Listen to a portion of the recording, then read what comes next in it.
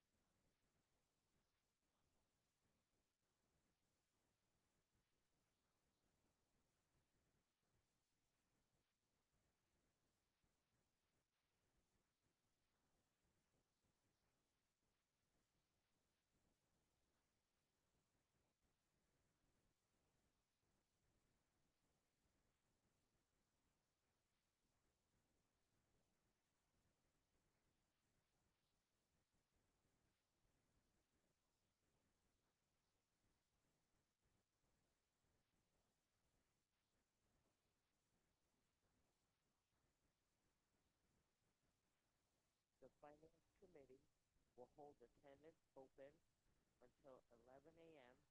in hearing room 2E and via Zoom. The Finance Committee will hold attendance open until 11 a.m. in hearing room 2E and via Zoom.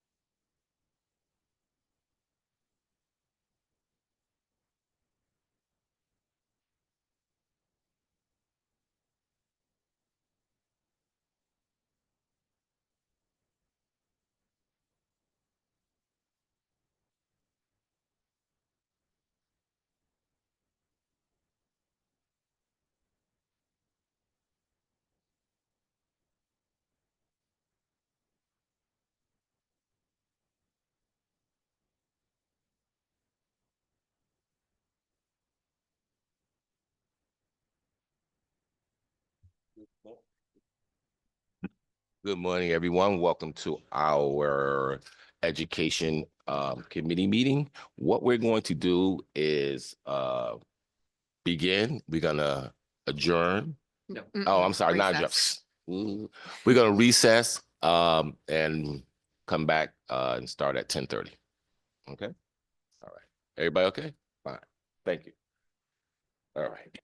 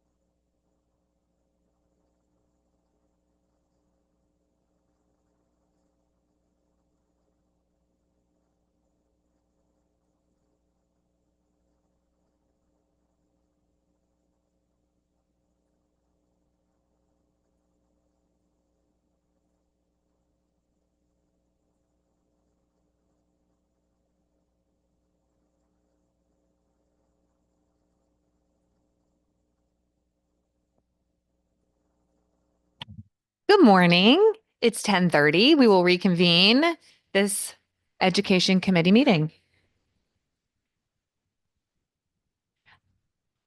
There are lots of different meetings happening at the same time, so our colleagues are likely to be in and out, and we will be holding votes open until 4 p.m. today. Senator McCrory, would you like to make any opening remarks? You're good? Representative Zupkis, you're good? All right. Thanks, everyone. We can kick off this meeting. For Senate Bill 1, an act increasing resources for students, schools, and special education. Can I please have a motion for a joint favorable to the floor? So moved. Second. Moved by Senator McCrory, seconded by Representative Brown. Any discussion? Representative Zupkis? Thank you, Madam Chair. I have many questions, but I sure won't ask them all today because it would take probably a couple of hours. But I do have a couple right off the bat. So is this in the talking about the universal pre-K part of this, will there be curriculum written for these pre-K programs? I would say written curriculum for the pre-K program. I'm not quite sure. I'm sure that we have some curriculum that's already has been established, but when we talk about pre-K, 3 and 4 year olds, I think at this time, I think the developmental process will cause for some curriculum to be created, but I don't think we have one specifically right now for this particular program, a universal one for the state. Okay, thank you. And how many kids would benefit from this, do we think? I'm sorry. How many kids do we think would benefit from this program? I'm not quite sure exactly how many pre-K, children that we had pre-K 3 to 4 year olds in the state of Connecticut, but the goal is to try to attract as many students as we can and open up a program for everyone that can be utilized, whether you in priority school districts or through any child in the state of Connecticut. Currently, right now, I don't have an exact number of students who are in our pre-K program, but this will definitely expand it.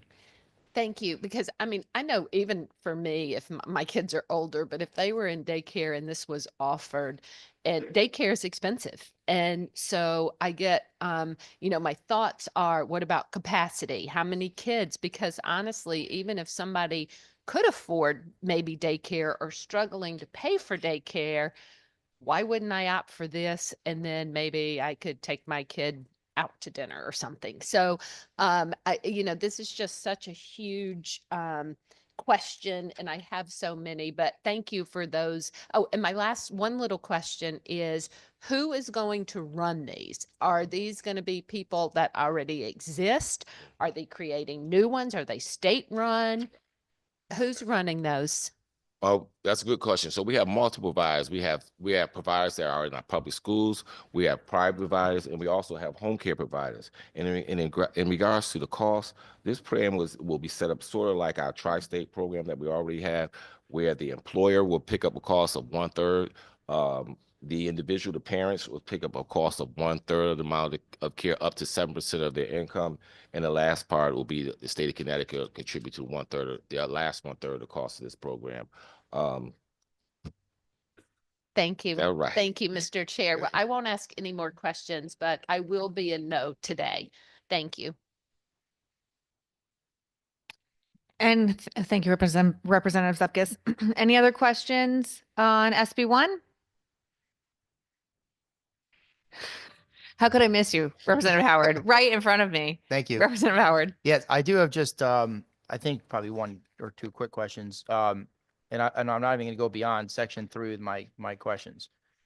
For the last 8 years, as I understand it, this legislature has prided itself on what we do with surplus, that we fill our budget reserve fund, and then once that is full, we then use the remaining surplus to pay down outstanding pension liabilities, to pay down our pension debt. And it seems to me section 3 is diverting from that and saying, instead of paying down that pension debt, we're going to reallocate that money to a new program, essentially. Is that a fair representation of what we're doing in section 3?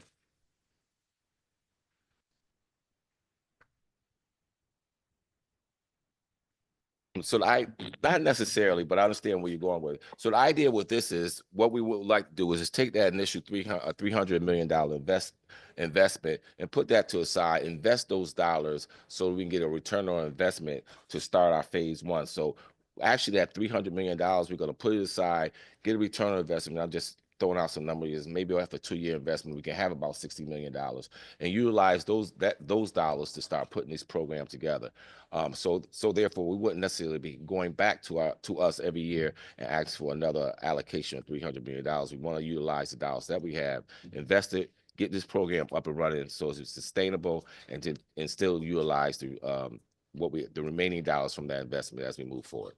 So thank you, Senator. And I appreciate that. And if you read on in the bill, I would agree with you that essentially what this bill does, it for all intents and purposes sets up an endowment, right? And then the interest would fund the program probably into perpetuity, right? Exactly how generational wealth is built. I'm in total agreement.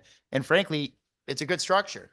But you didn't get to my question, right? Because and while I agree with that, what we are doing, and maybe it's the right thing to do, but what we are doing is we're diverting from what we've done for 8 years, which is pay down those pension liabilities, and we're taking that remaining surplus now to create that endowment fund. Is that right?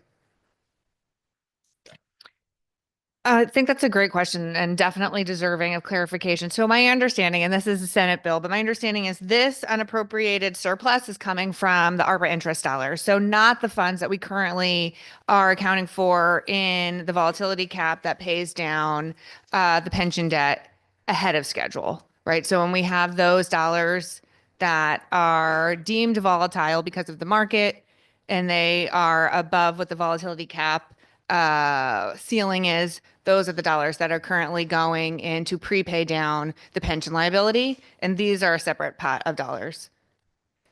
Still extra money, right? Extra money, but not interrupting our current plan of paying down our pension liabilities. Okay. I think that the state budget is a giant pot, right? And we create these, well, we did it a couple weeks ago, sort of an off budget account here and there to get around certain things. We certainly have gotten really creative about hiding, saying we're lowering taxes, but putting new taxes into different places. Not in this committee, but in other committees. One that I'm ranking on, we did that this year, and it just concerns me. But I appreciate the explanation. Thank you. Thank you. Any other questions? Yes, Representative. Thank you, Mr. Chairman. Following up on some of the questions from Rep. Howard, I understand where this money is coming from, but is it the case that since we put the fiscal guardrails in 2017, we have not appropriated extra unappropriated funds for a specific program in the way that the Universal Preschool Trust is doing? That is, if we didn't have this program today, where would those monies be going? Good question. So I want to make sure we're clear that the unappropriated surplus is actually surplus after we took our obligations, our money that we put to our rainy day fund. So what we're talking about is these are dollars that may be available after we pay our pension obligations and things of that magnitude. But your question is right. We have never allocated a specific amount of dollars, unaccounted dollars for a particular program. So right here, as a state, we're making a priority. We're saying that early childhood education is very important, and we want to make sure we fund it so that all our children through the state of Connecticut will have access to an early childhood education. So you're right, we haven't done this before, but this is the conversation as we move forward. There might be some changes in this because there are priorities. There are a number of organizations and communities that come to us asking for resources every single day. But this piece of legislation, the policy that we're looking forward to put forward in the state of Connecticut is so that as a state, we prioritize early childhood education. We know it's important. If we make sure our children get a quality education at an early age, we wouldn't have the conversation about having disconnect to use on the back end. So we think this is not just a policy change, but an investment in our future, an investment in young people and young families in the state of Connecticut to make this place attractive for others who want to come here. Thank you. And a follow-up to that, I was talking to LCO about this. Sorry I had to step out, but Is it the case that this bill would require a 3/5 vote of the legislature to be passed? Because we have not before allocated unappropriated surpluses in this manner. It was their understanding, and they're here, that that would be the case, that we would need a 3/5 vote to pass this. And we haven't talked about that in this committee, but I think it's important to raise before, if this bill gets to the floor, before it gets to the floor. I'm not, so my response was, I'm not quite sure. I've never passed a piece of legislation where the requirement was 3/5 vote. But if that's something we have to do when we get to the floor, we'll do that. But I'm not aware of that piece of legislation or requirement. through Is that a legislation. point of fact we could get before this goes forward? Yeah, I have a great attorney over there, Christopher. Christopher, would you like to engage in this conversation and give us some clarity on that response, please? No, thank you. I'm going to punt to OLR on this one. Okay. Or does that mean, Oh, does sorry, that I mean meant John and OLR. his team will come over here Sorry. and respond? I knew we had a show pony and a point over there. That's why. That's an inside joke. Come on, workhorse. Give us a response. This is Heather Poole for an OLR.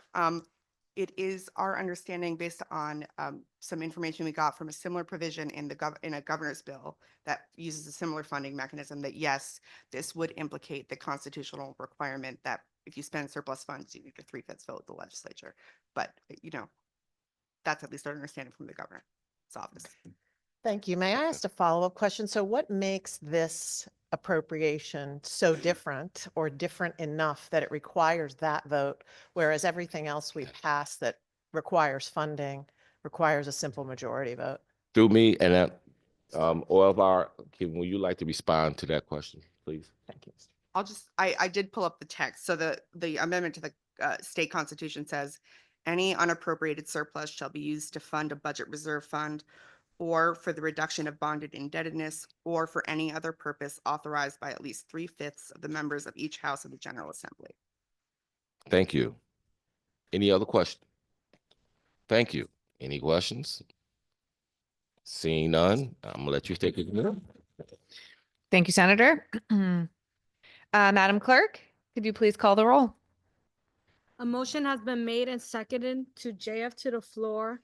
Agenda item 1, Senate Bill 1, enact increasing resources for students, schools, and special education. Representative Leeper, Yes. Senator McCrory, Yes. Senator Berthel, Senator Berthel votes no. Representative Supkis, No. Senator Winfield, Representative Brown, Yes. Representative Anderson, Representative Arceno, Representative Biggins, Biggins votes yes. Representative Belinsky, Representative Candelaria, Candelaria votes yes. Representative Carney, Carney votes yes. Representative Comey, Representative Constantine, Constantine votes yes. Representative Corpus, Corpus votes no. Representative Dauphiné, Representative DeFranzo, Representative Felipe, Yes. Senator Fazio, Senator Flexer, Representative Foncelo, No. Representative Jenga, Yes. Representative Gibson, Senator Gadkar Wilcox, Senator Gadkar Wilcox is yes. Representative Gawker, Representative Gucker is yes. Representative Haynes, Representative Howard, No. Representative Johnson, Representative Kennedy, Kennedy votes no. Representative Khan, Yes. Senator Kushner, Representative McGee, Representative Menapace, Yes. Senator Miller, Senator Miller votes yes. Representative Parker, Representative Poulos, Representative Rader, Yes. Representative Reddington Hughes, Representative Roberts, Representative Emmanuel Sanchez, Representative Robert Sanchez, Yes. Senator Summers, No. Representative Smith, Smith votes yes. Representative Stewart, Representative Willander. Representative Welander votes yes. Thank you. Thank you, Madam Clerk. And we will be holding the votes open until 4 p.m. today. Next on the agenda for Senate Bill 1513, can I please have a motion for a joint favorable change of reference to the Appropriations Committee? So moved. Second. Moved by Senator McCrory, seconded by Representative Menapace. This is an act concerning aspiring educators. Senator, would you like to give a high-level summary? Absolutely. This is one of my favorite bills, the Act Concerning Aspiring Education. What this bill intentions to do is do what research says in this country. We are looking to expand the number of educators in the state of Connecticut, specifically educators who will come from diverse backgrounds, educators who can be put in front of our children that encourage them, inspire them to learn. We all know the research in education says that all children learn. All children learn better when they're taught by a diverse teaching population. And what we're trying to do is help grow our own children in the state of Connecticut and encourage them to become educators. This piece of legislation provide opportunities for anyone who wants to come into the field of education, regardless of what school district you come from. We expand this out beyond priority school districts to all school districts across the state of Connecticut. If a child wants to become an educator in the state of Connecticut, we will provide scholarship resources for that child to come and work in our state, give us years of service, keep our children in the state of Connecticut, and teach our children be taught by a diverse teaching population. It is also a provision, not a provision, but we also have an extra support looking for men to come into our educational fields, especially in our early school years in our K through 8 program. So this is what this piece of legislation is trying to do: expand our teaching pool. We all know that we need more teachers. We need more teachers. Think about this: in our aligned school districts, 70% of the vacancies in the state of Connecticut are in school districts where there are lines. That's unhealthy. We cannot continue this way. This piece of legislation encourages our children to stay in Connecticut, stay into the field of education as we support them. So, any questions? Yes, Representative Zumpkis. Thank you, Mr. Chair. And I would definitely agree that there is a teacher shortage. A question in the bill, it says with the subject shortage areas, what are subject shortage areas? In the state of Connecticut, the subject shortage areas are, and I'll give you about 4 or 5 I'm going to name off that. Special education. There's a huge need for special education teachers. Science teachers do science. It's a huge shortage. Math teachers. There's a huge shortage of math teachers in the state of Connecticut. Bilingual or multilingual educators. Huge shortage in the state of Connecticut. So those are what we define as shortage areas. Thank To you. me, to you. Thank you, Mr. Chair. You know, there are some things in this bill I'm not going to ask today because I do have a lot of questions on this bill. I know it's your bill, and I appreciate, first of all, I appreciate you taking free out of the title. And I know you probably don't have a cost, but do you have a cost on this? Well, an interesting thing about this, we started this program a year ago, and we had allocated about $4 million for the program. The reality is we only utilized about $400,000 of this program. I think because it was new, it hasn't been marketed the way it should be and will be marketed after this piece of legislation, so children out there will know that this program exists. I don't think a lot of parents, think about this, I don't think a lot of parents know that this program exists. So right now, we didn't allocate, we're looking to allocate probably about $3 million a year for this program, but I think it's gonna take a while for us to exceed that amount. Through me to you. Great, thank you. I do hope that people will start using it, and I think possibly if that's all that's been spent, marketing is an issue. One of the pieces that I'm having trouble with here is in section 1 in the definition of expiring educators.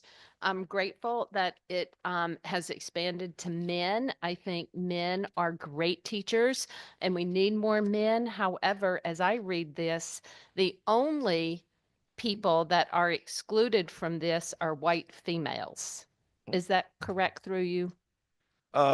Not necessarily. I think when we say shortage, I expect a shortage in the area education in the early childhood stage. I mean, in the pre-K through 8th stage, we definitely need males. I think I read somewhere there's less than 1% of male teachers in the K through 8 program.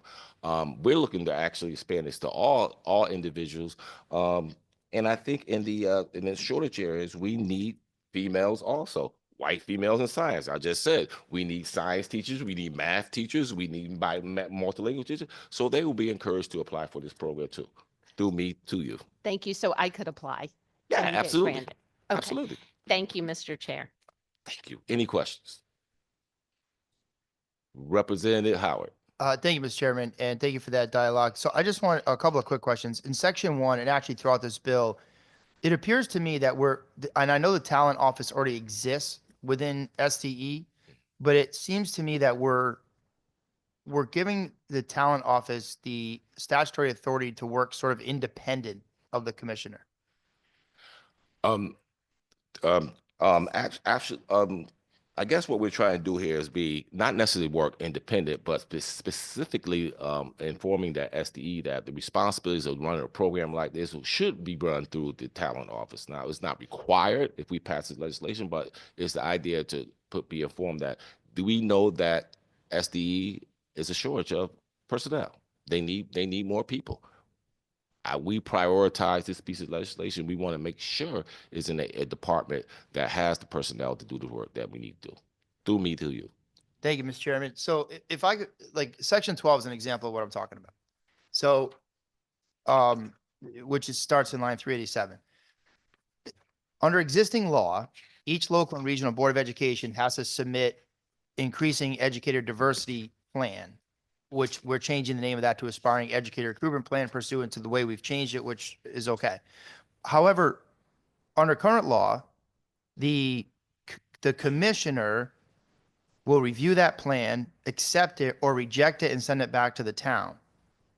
But under the proposal, this is an example of what I'm talking about. The talent office will do that on its own.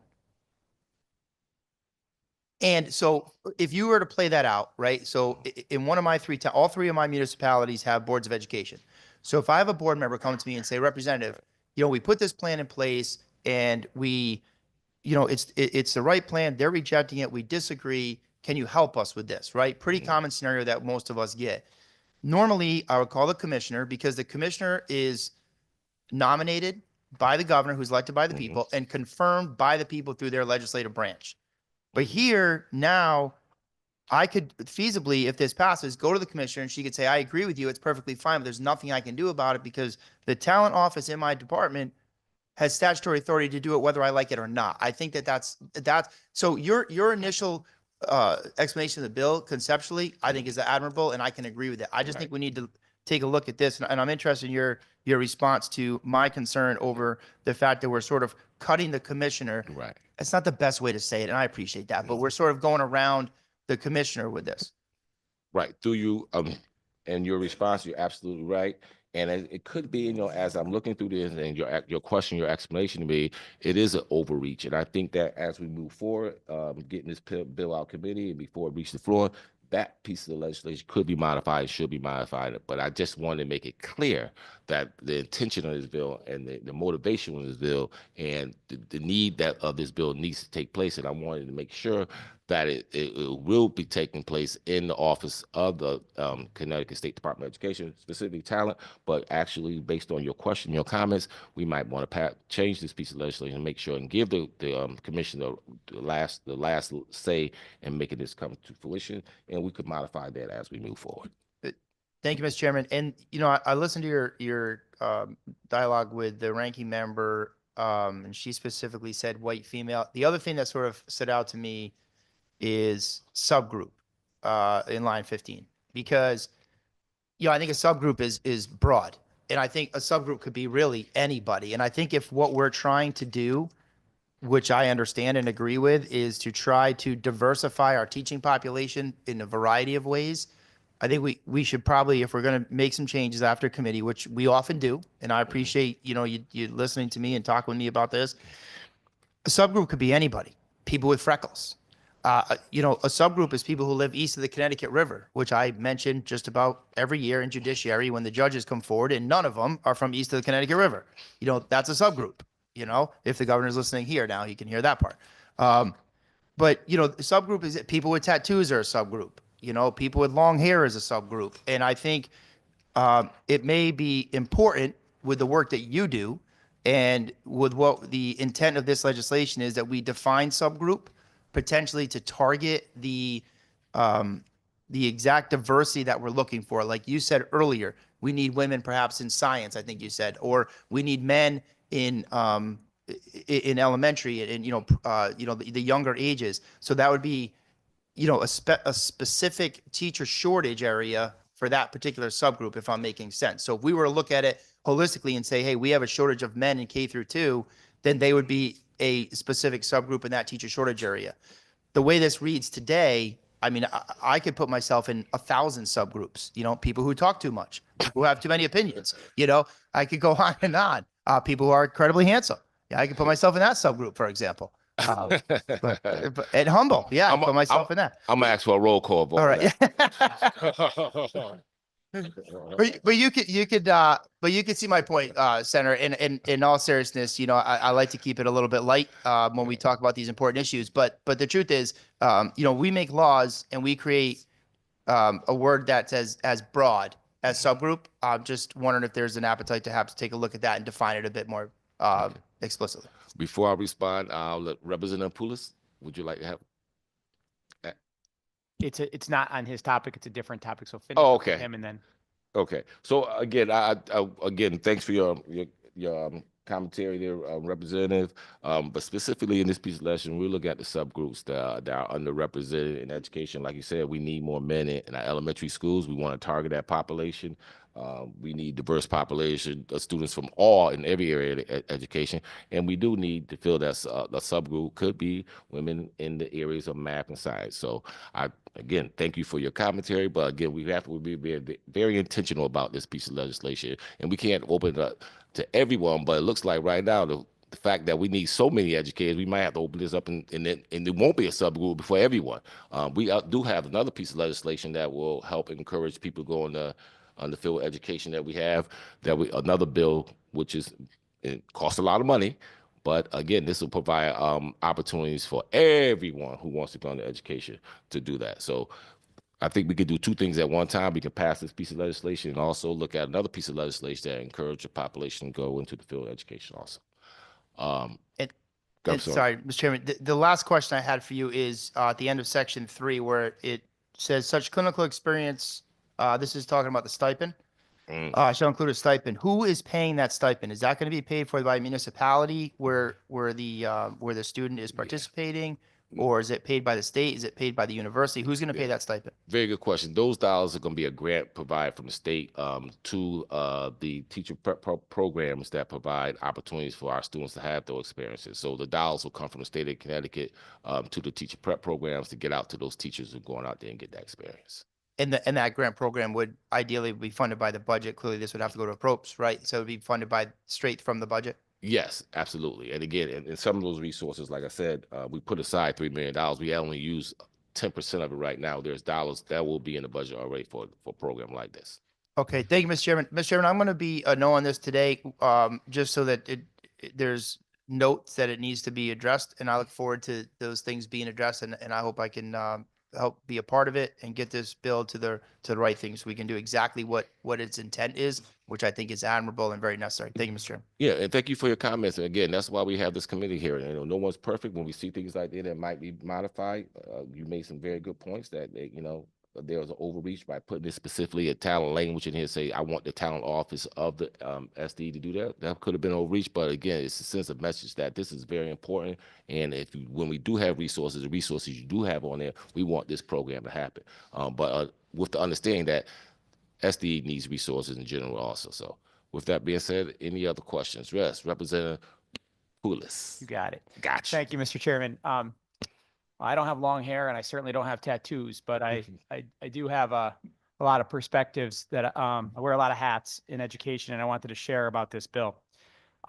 In specifically section 16 and 17, which talk about the alternate route to certification, expansion of the alternate route to certification. So 25 years ago, I come back to Connecticut after being away for 2.5 years in the Peace Corps.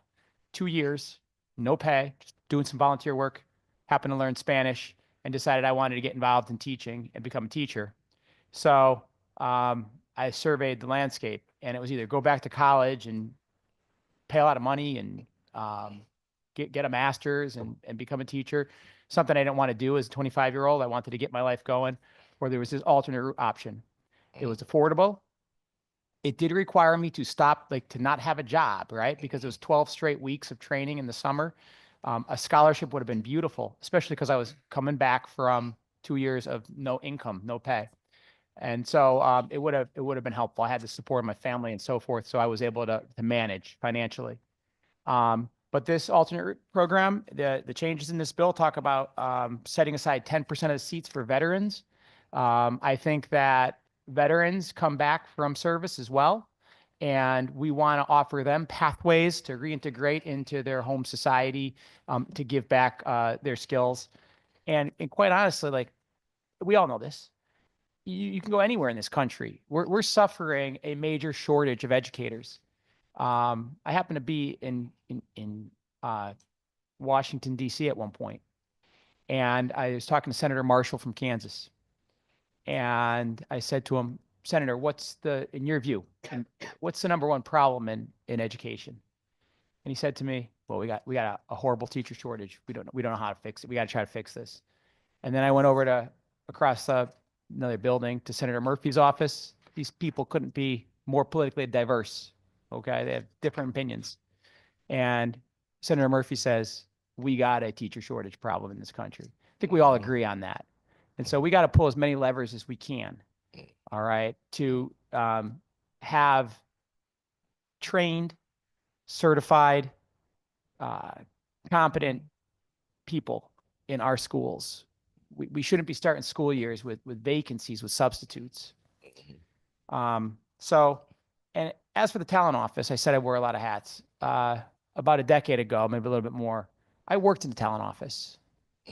I couldn't think of any more of a competent group of people in this state to be looking at how we're going to recruit more teachers and looking at curriculum that we're going to use for some of these programs, like such as the alternate route, and working with the Office of Higher Ed. So I'm going to vote for this, obviously, and it may need some work, right? So that's what we'll do between now and when this gets to the floor.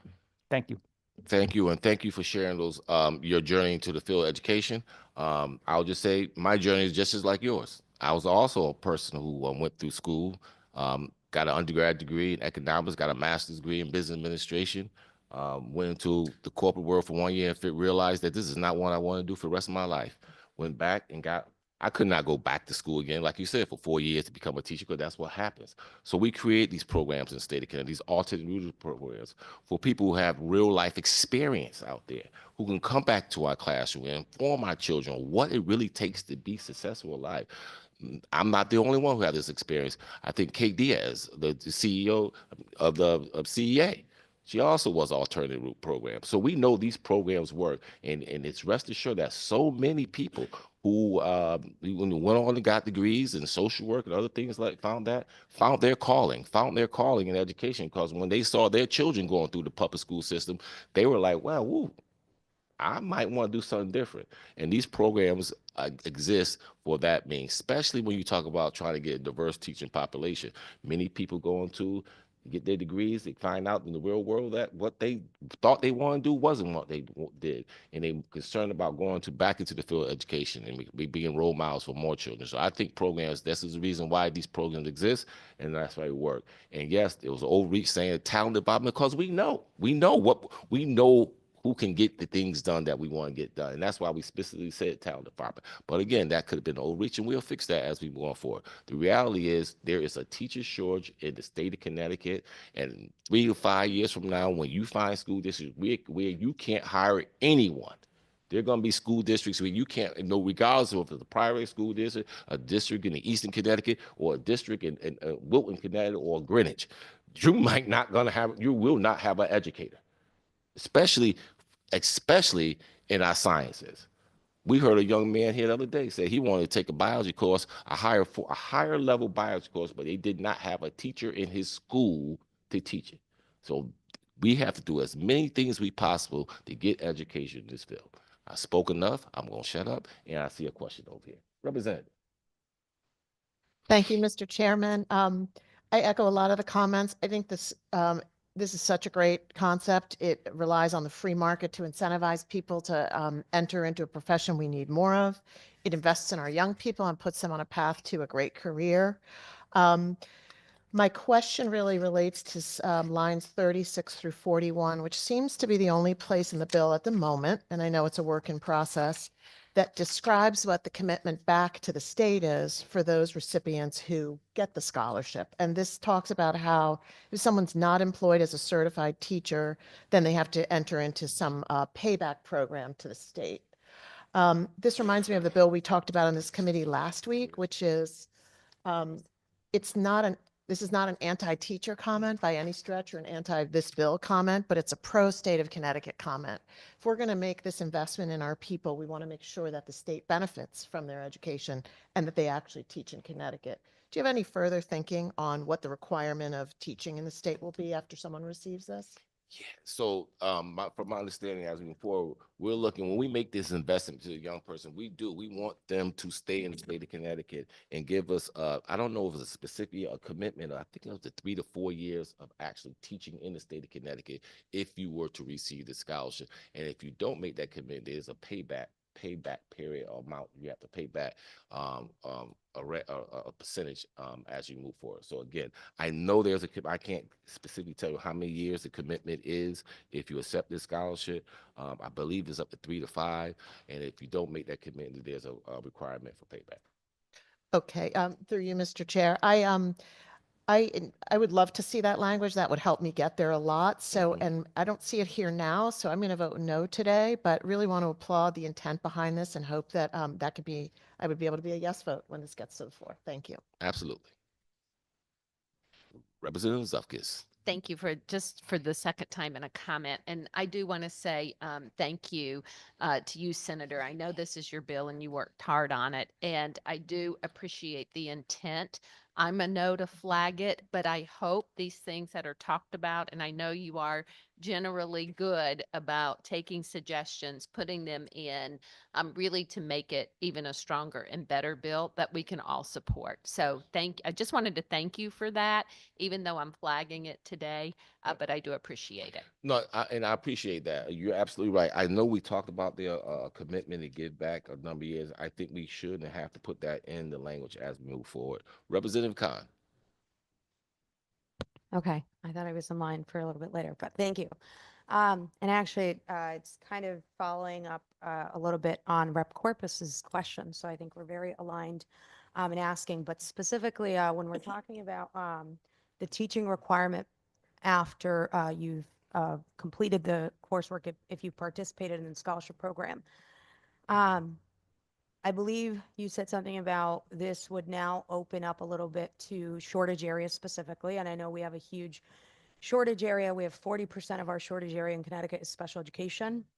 But I would ask if there was a way to have it so that when you receive, if you receive a degree in special education, that that requirement would include working in special education.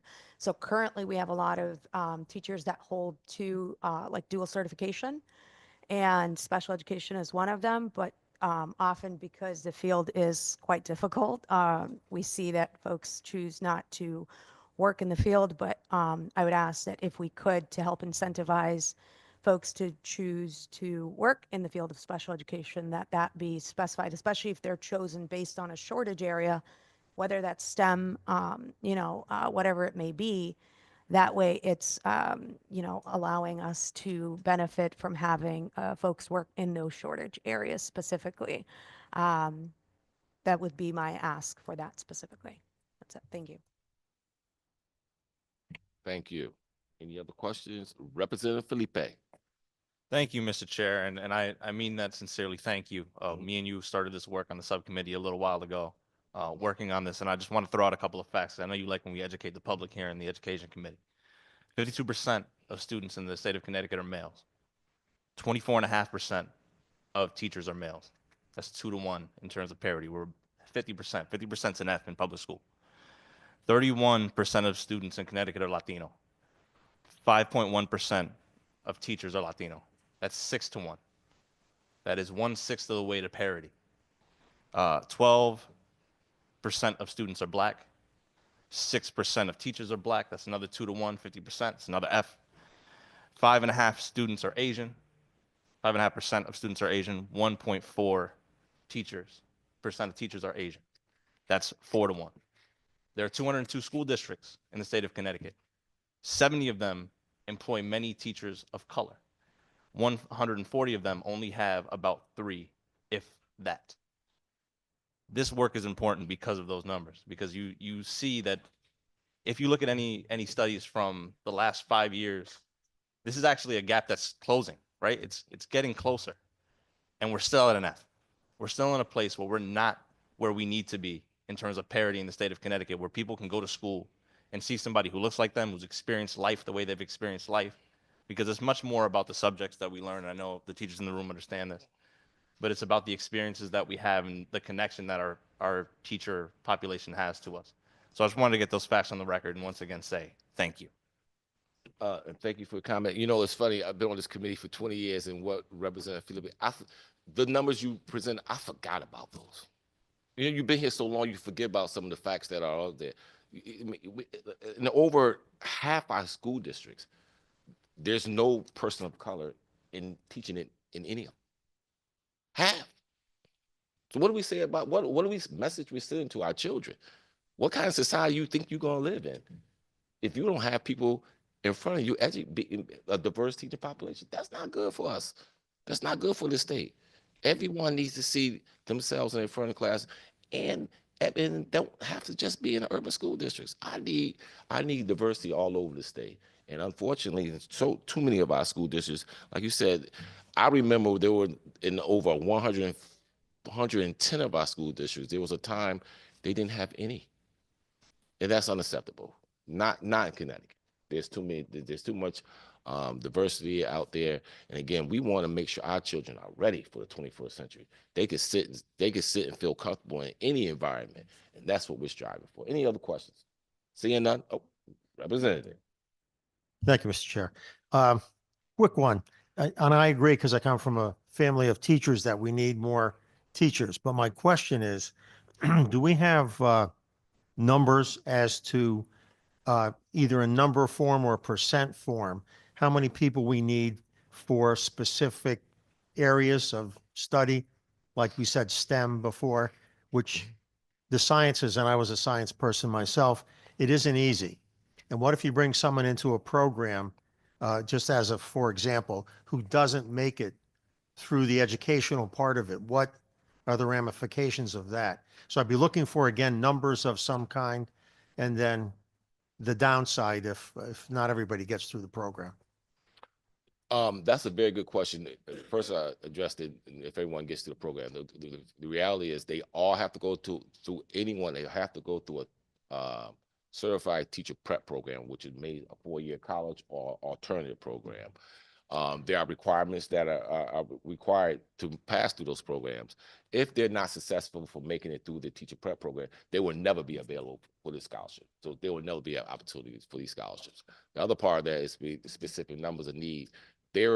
Overall, there is a need for teacher in general, but like I said earlier, specifically, especially in the sciences, especially in the math, especially with the language. Those are the areas out of shortages, and we need more and more. We can't have enough. We can't have enough. And like someone said, there are multiple school districts where we are starting a school where there is not a certified teacher in the classroom. So when September starts, you have a population of students who are already behind before any book is opened up. We can't continue in that way. That's why this program exists. That's why this program is going to be successful, because we're going to be intentional about filling those seats and filling them with people who want to be there, and making sure that we provide them opportunities, whether it's through scholarships or encouraging them to stay in the calendar. I do want to say, it was brought to my attention that the talent office will, in regards to repayment plan, they will develop a mechanism for payback. I just want to make that clear because somebody asked that question earlier. Any other question? Yes. Yes. So again, based on what you're just saying and something that was mentioned earlier here today, the reimbursement then doesn't come, or does it come along the way as the student is learning how to be a teacher of a subject, or does it come at the end once they've successfully completed the training?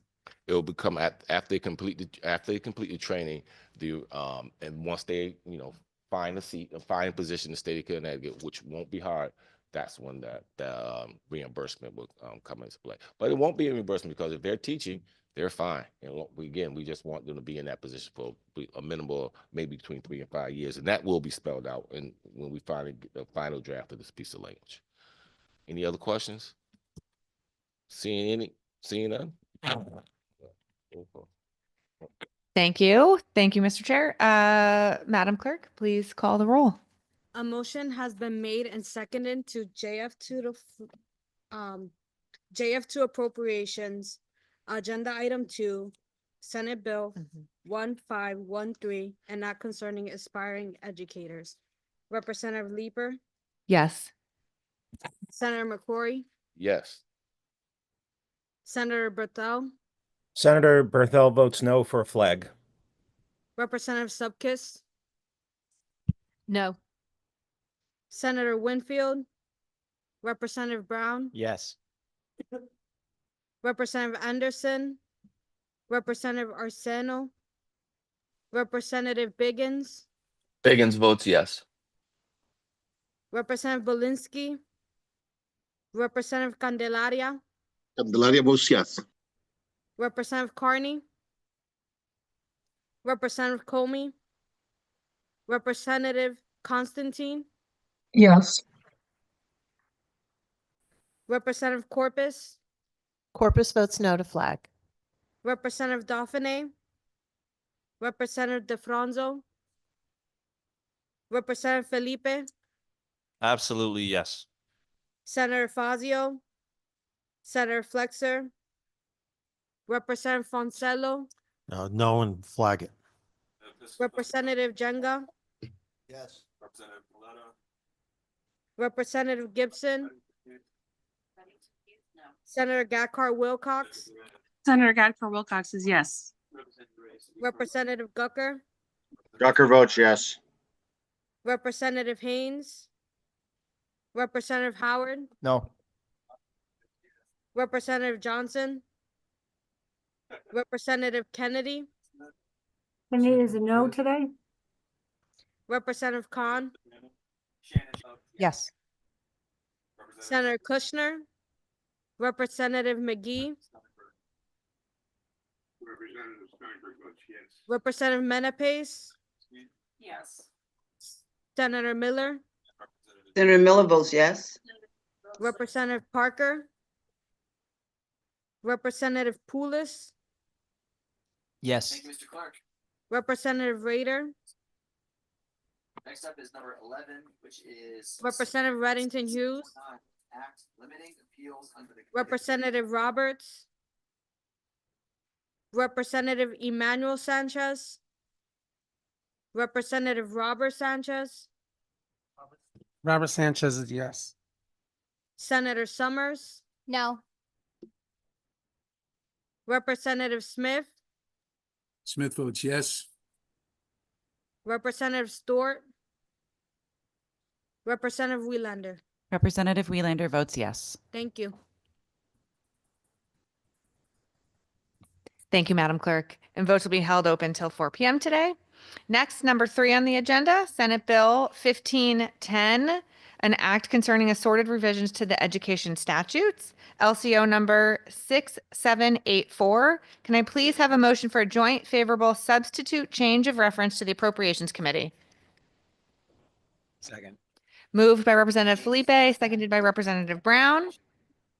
The changes in this language were to remove section 1. EastCon is interested in having a pilot program, but they want it to be an optional program for their members. And it's mostly an appropriations ask. And so we will continue to have that conversation in the Appropriations Committee without this policy language. And we have had that conversation explicitly with EastCon, and they were all right with that. Does anyone have any questions or comments? Thank goodness the good representative is right across this oval for me. Representative Howard. Thank you, Madam Chair. It's concerning to me because I haven't seen the latest numbers, but I think our teachers' retirement system is funded at 60, 65%, something like that, last I looked. And in Senate Bill 1, if it goes out today, and I appreciate the colloquy on it earlier, and any way you look at it, we're diverting from paying down the debt that we have incurred in that particular pension system. And now, in this bill, we're taking a select group of individuals and giving them a 0.2% more for a calculator on their years of service. So is this going to have a negative impact on the teachers' retirement system? It seems to me it would. Thanks for the question, Representative. And first, I just want to say that SB1 doesn't change our current schedule of paying down our pension liabilities. You can make the case that $300 million could additionally be paid down, and that's a reasonable thing to say, but it's not diverting any of our current scheduled payments. And then for this gives the option for Alliance District educators to also pay in that additional amount for their retirement. So their contributions are going to go up. Yes. Okay, I didn't notice that. I'll look up for more. Thank you. Thanks, Representative. Any other questions? Representative Khan? Is it an optional opt-in?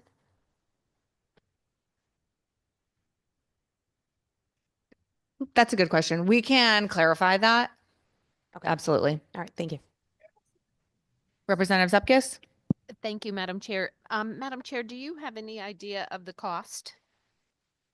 We'll get that after it goes to appropriations. Thank you.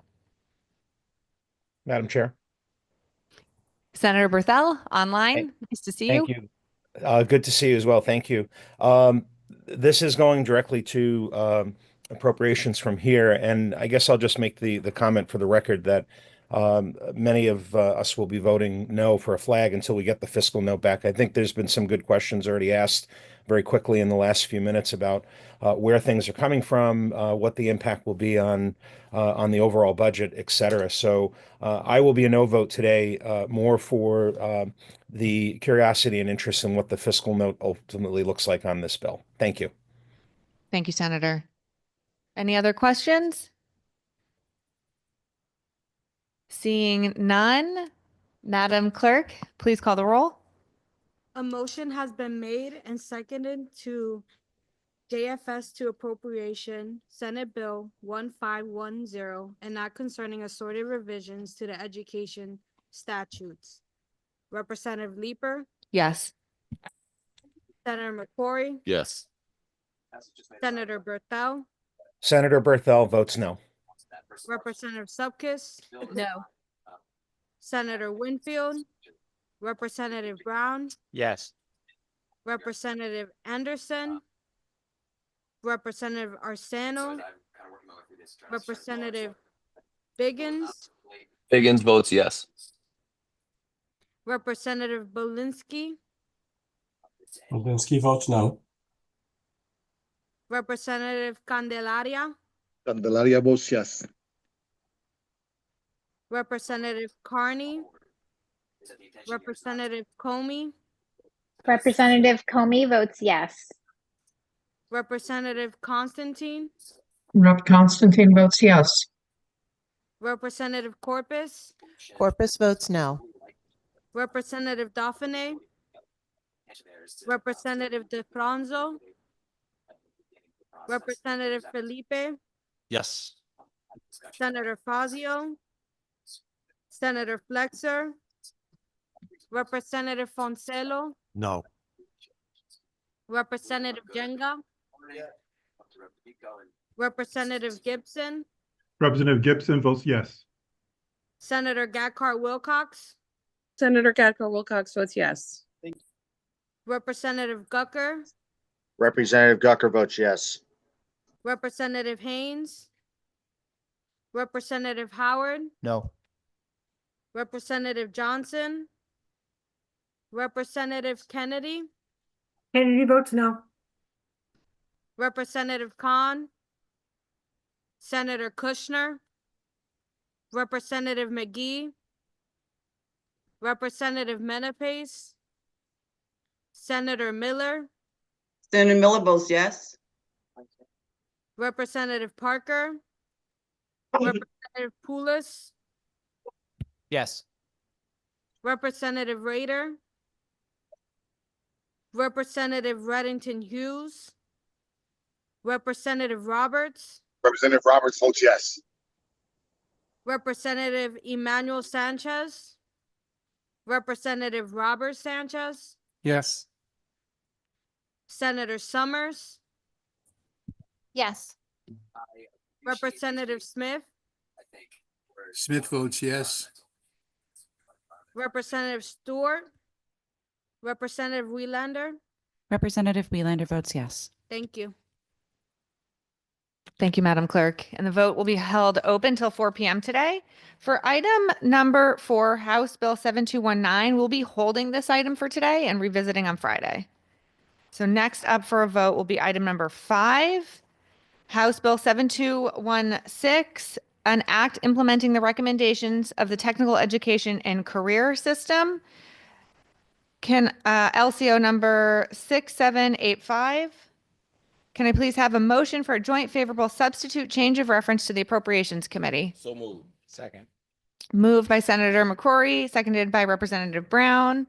The changes in the substitute language remove the existing statutory language for the private technical colleges and universities and replaces it with a nonprofit training institute in the building trades. Any discussion? Madam Chair. Senator Berthel and then Senator Summers. Thank you, Madam Chair. I have some concerns about the substitute language and the change. I guess my question would be is why have we in the JFS and not in the original bill, why did we make the decision to lock out private career schools? Thanks, Senator. That's a great question. And you know what? It was a change that was brought to our attention after the original language, and that's the only reason. Okay, so the substitute language did not. I mean, we're affecting a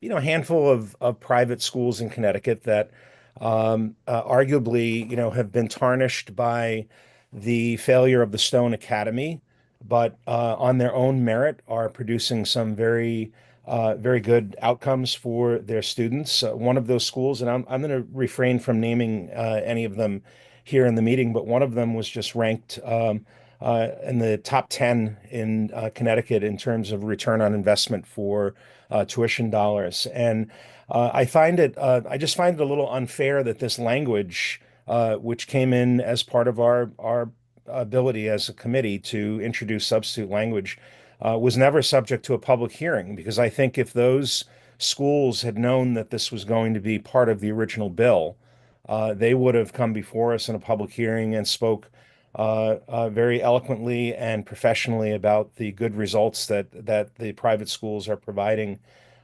in Connecticut. So unfortunately, despite the other, some of the other pieces of this bill, I'll have to vote no on it today, simply because of the what I believe is not a fair decision that we're making here to lock private career schools out, when again they're providing, in my opinion, and from my interactions with them, they're providing a good service and producing career-ready students when they graduate from their schools, which is something that we've been fighting for in Connecticut for years, to create more students that are ready for a career. So I'll be a no on the bill today. Maybe there's an opportunity for us to reconsider this change going forward. Thank you.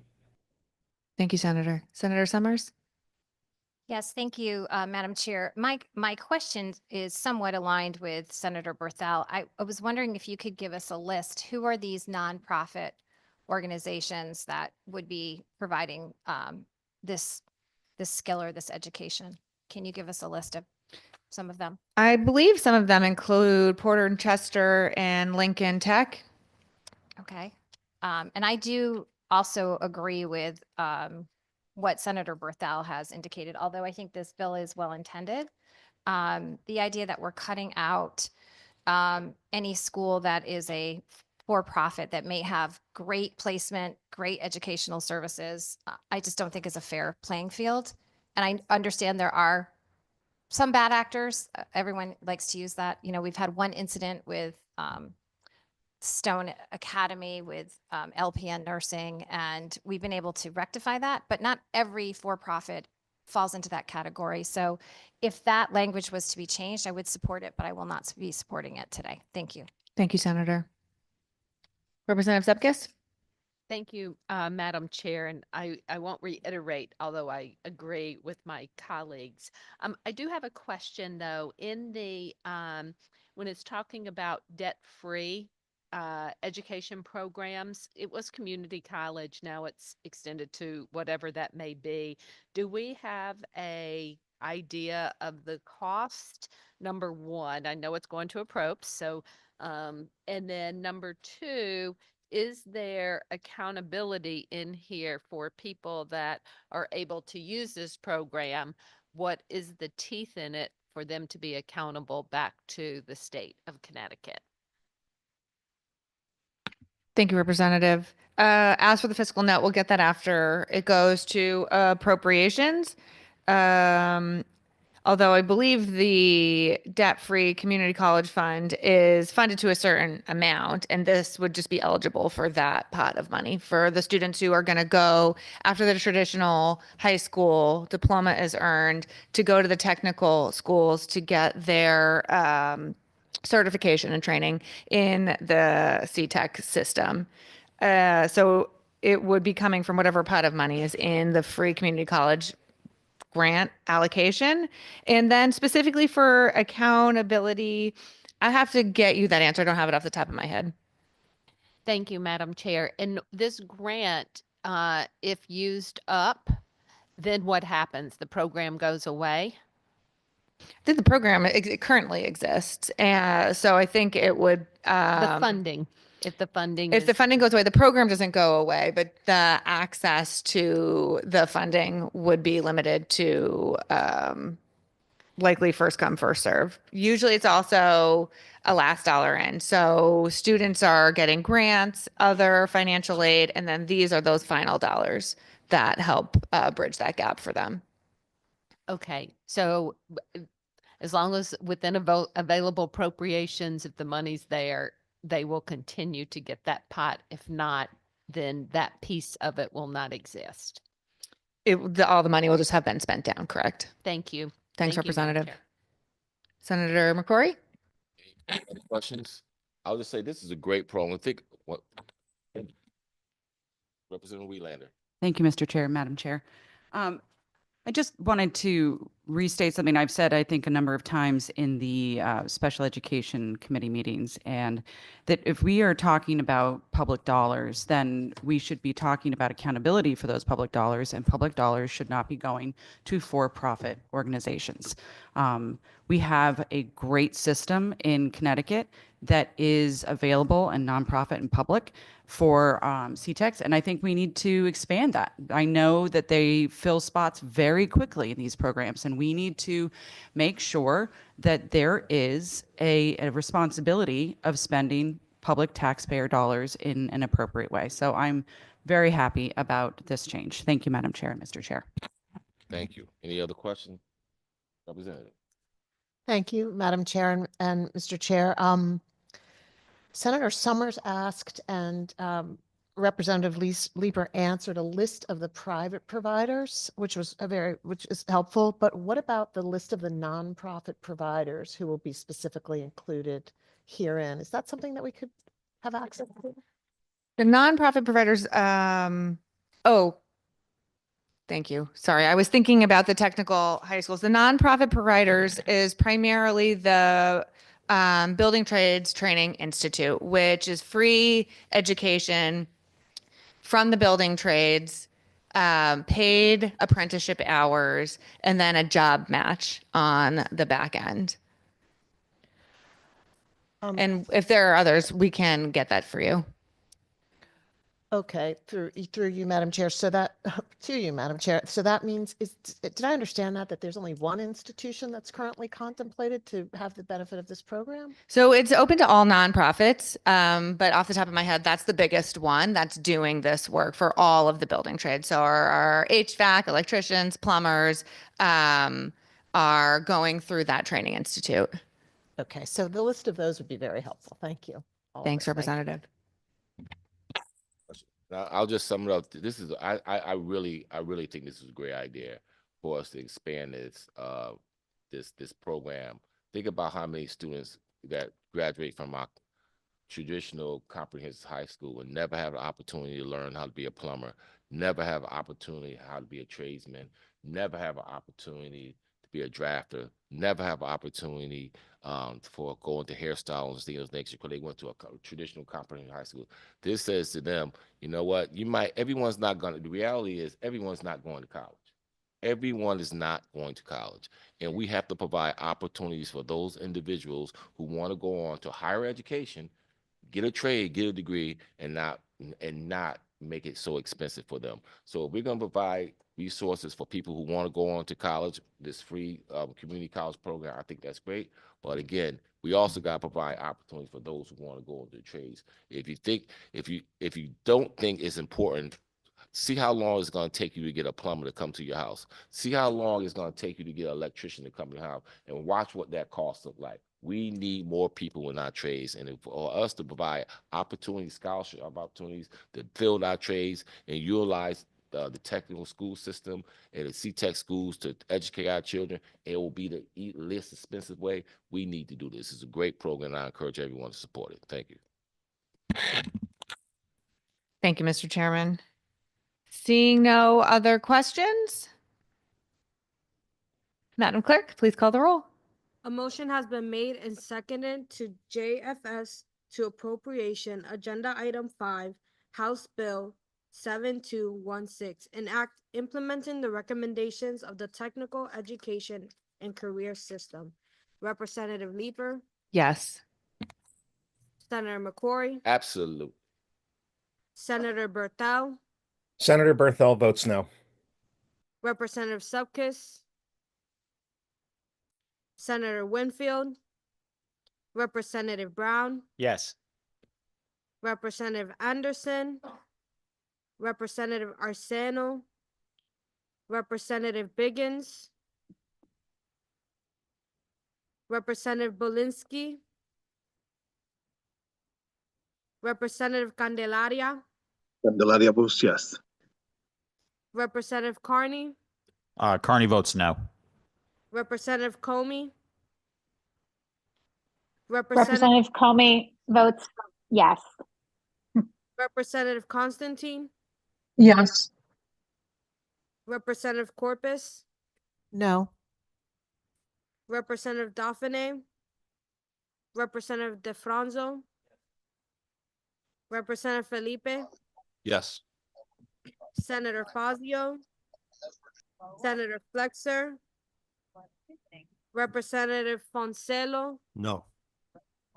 Representative Jenga, Representative Gibson, Representative Gibson votes yes. Senator Gacart Wilcox, Representative Gucker. You're muted, Representative Gucker. Sorry, having computer issues. Representative Gucker votes yes. Representative Haynes, Representative Howard, Yes. Representative Johnson, Representative Kennedy, Representative Khan, Yes. Senator Kushner, Representative McGee, Representative Menapace, Yes. Senator Miller, Representative Parker, Representative Poulos, Yes. Representative Rader, Representative Reddington Hughes, Representative Roberts, Representative Roberts votes yes. Representative Emmanuel Sanchez, Representative Robert Sanchez, Yes. Senator Summers, Representative Smith, Smith votes yes. Representative Stewart, Representative Welander. Representative Welander votes yes. Thank you. Thank you, Madam Clerk, and the vote will be held open until 4 p.m. today. Next, we have item number 6 on the agenda, House Bill 7217, LCO number 6840, an act concerning various revisions to the education statutes. Can I please have a motion for a joint favorable substitute to the floor? So move. Made by Senator McCrory, seconded by Representative Felipe. The changes in this substitute language are to require that all MOUs are updated no later than January 1st, 2026.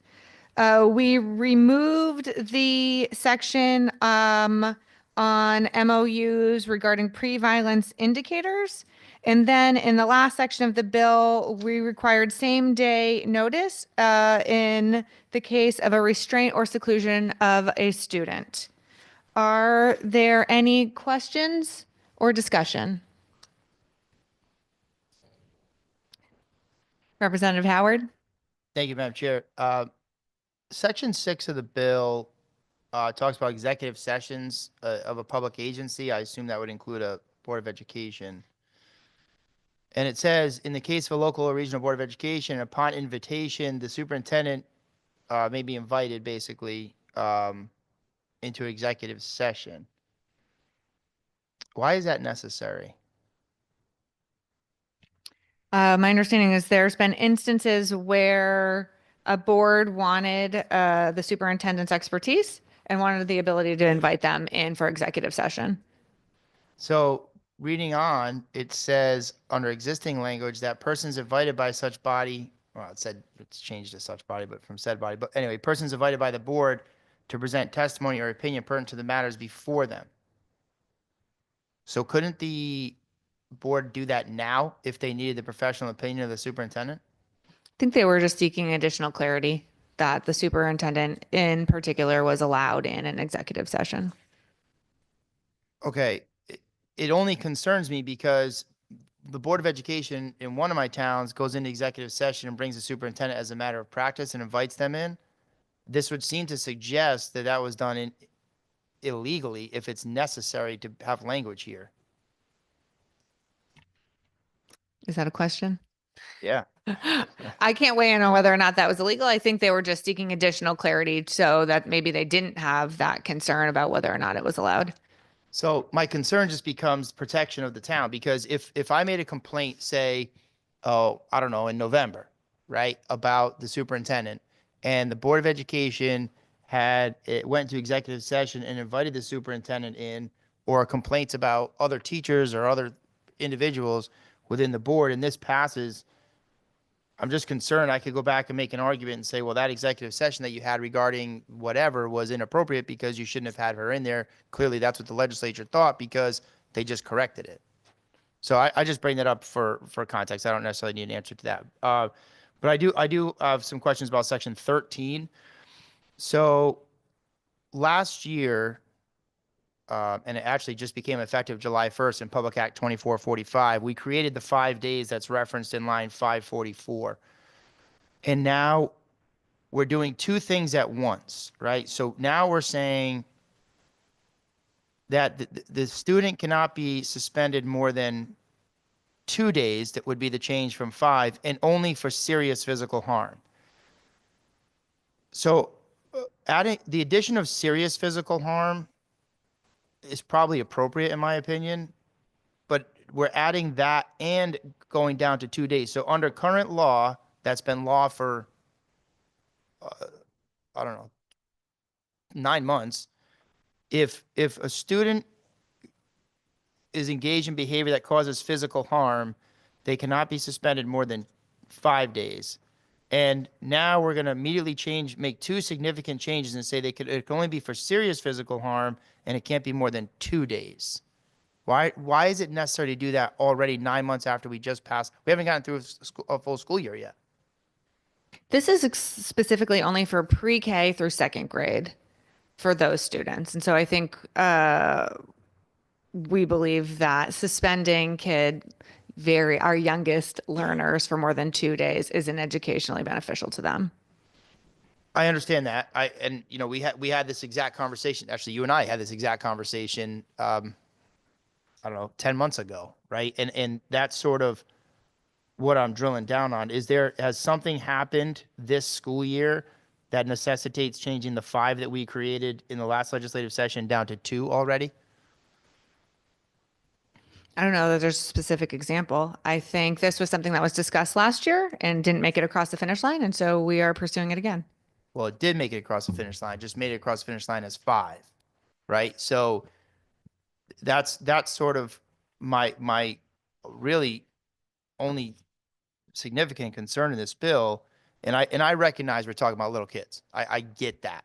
But I also think that when you have a student, even little kids, that are causing serious physical harm to their classmates that 2 days later are put back in that classroom, I think that puts undue stress and expectations on our teachers.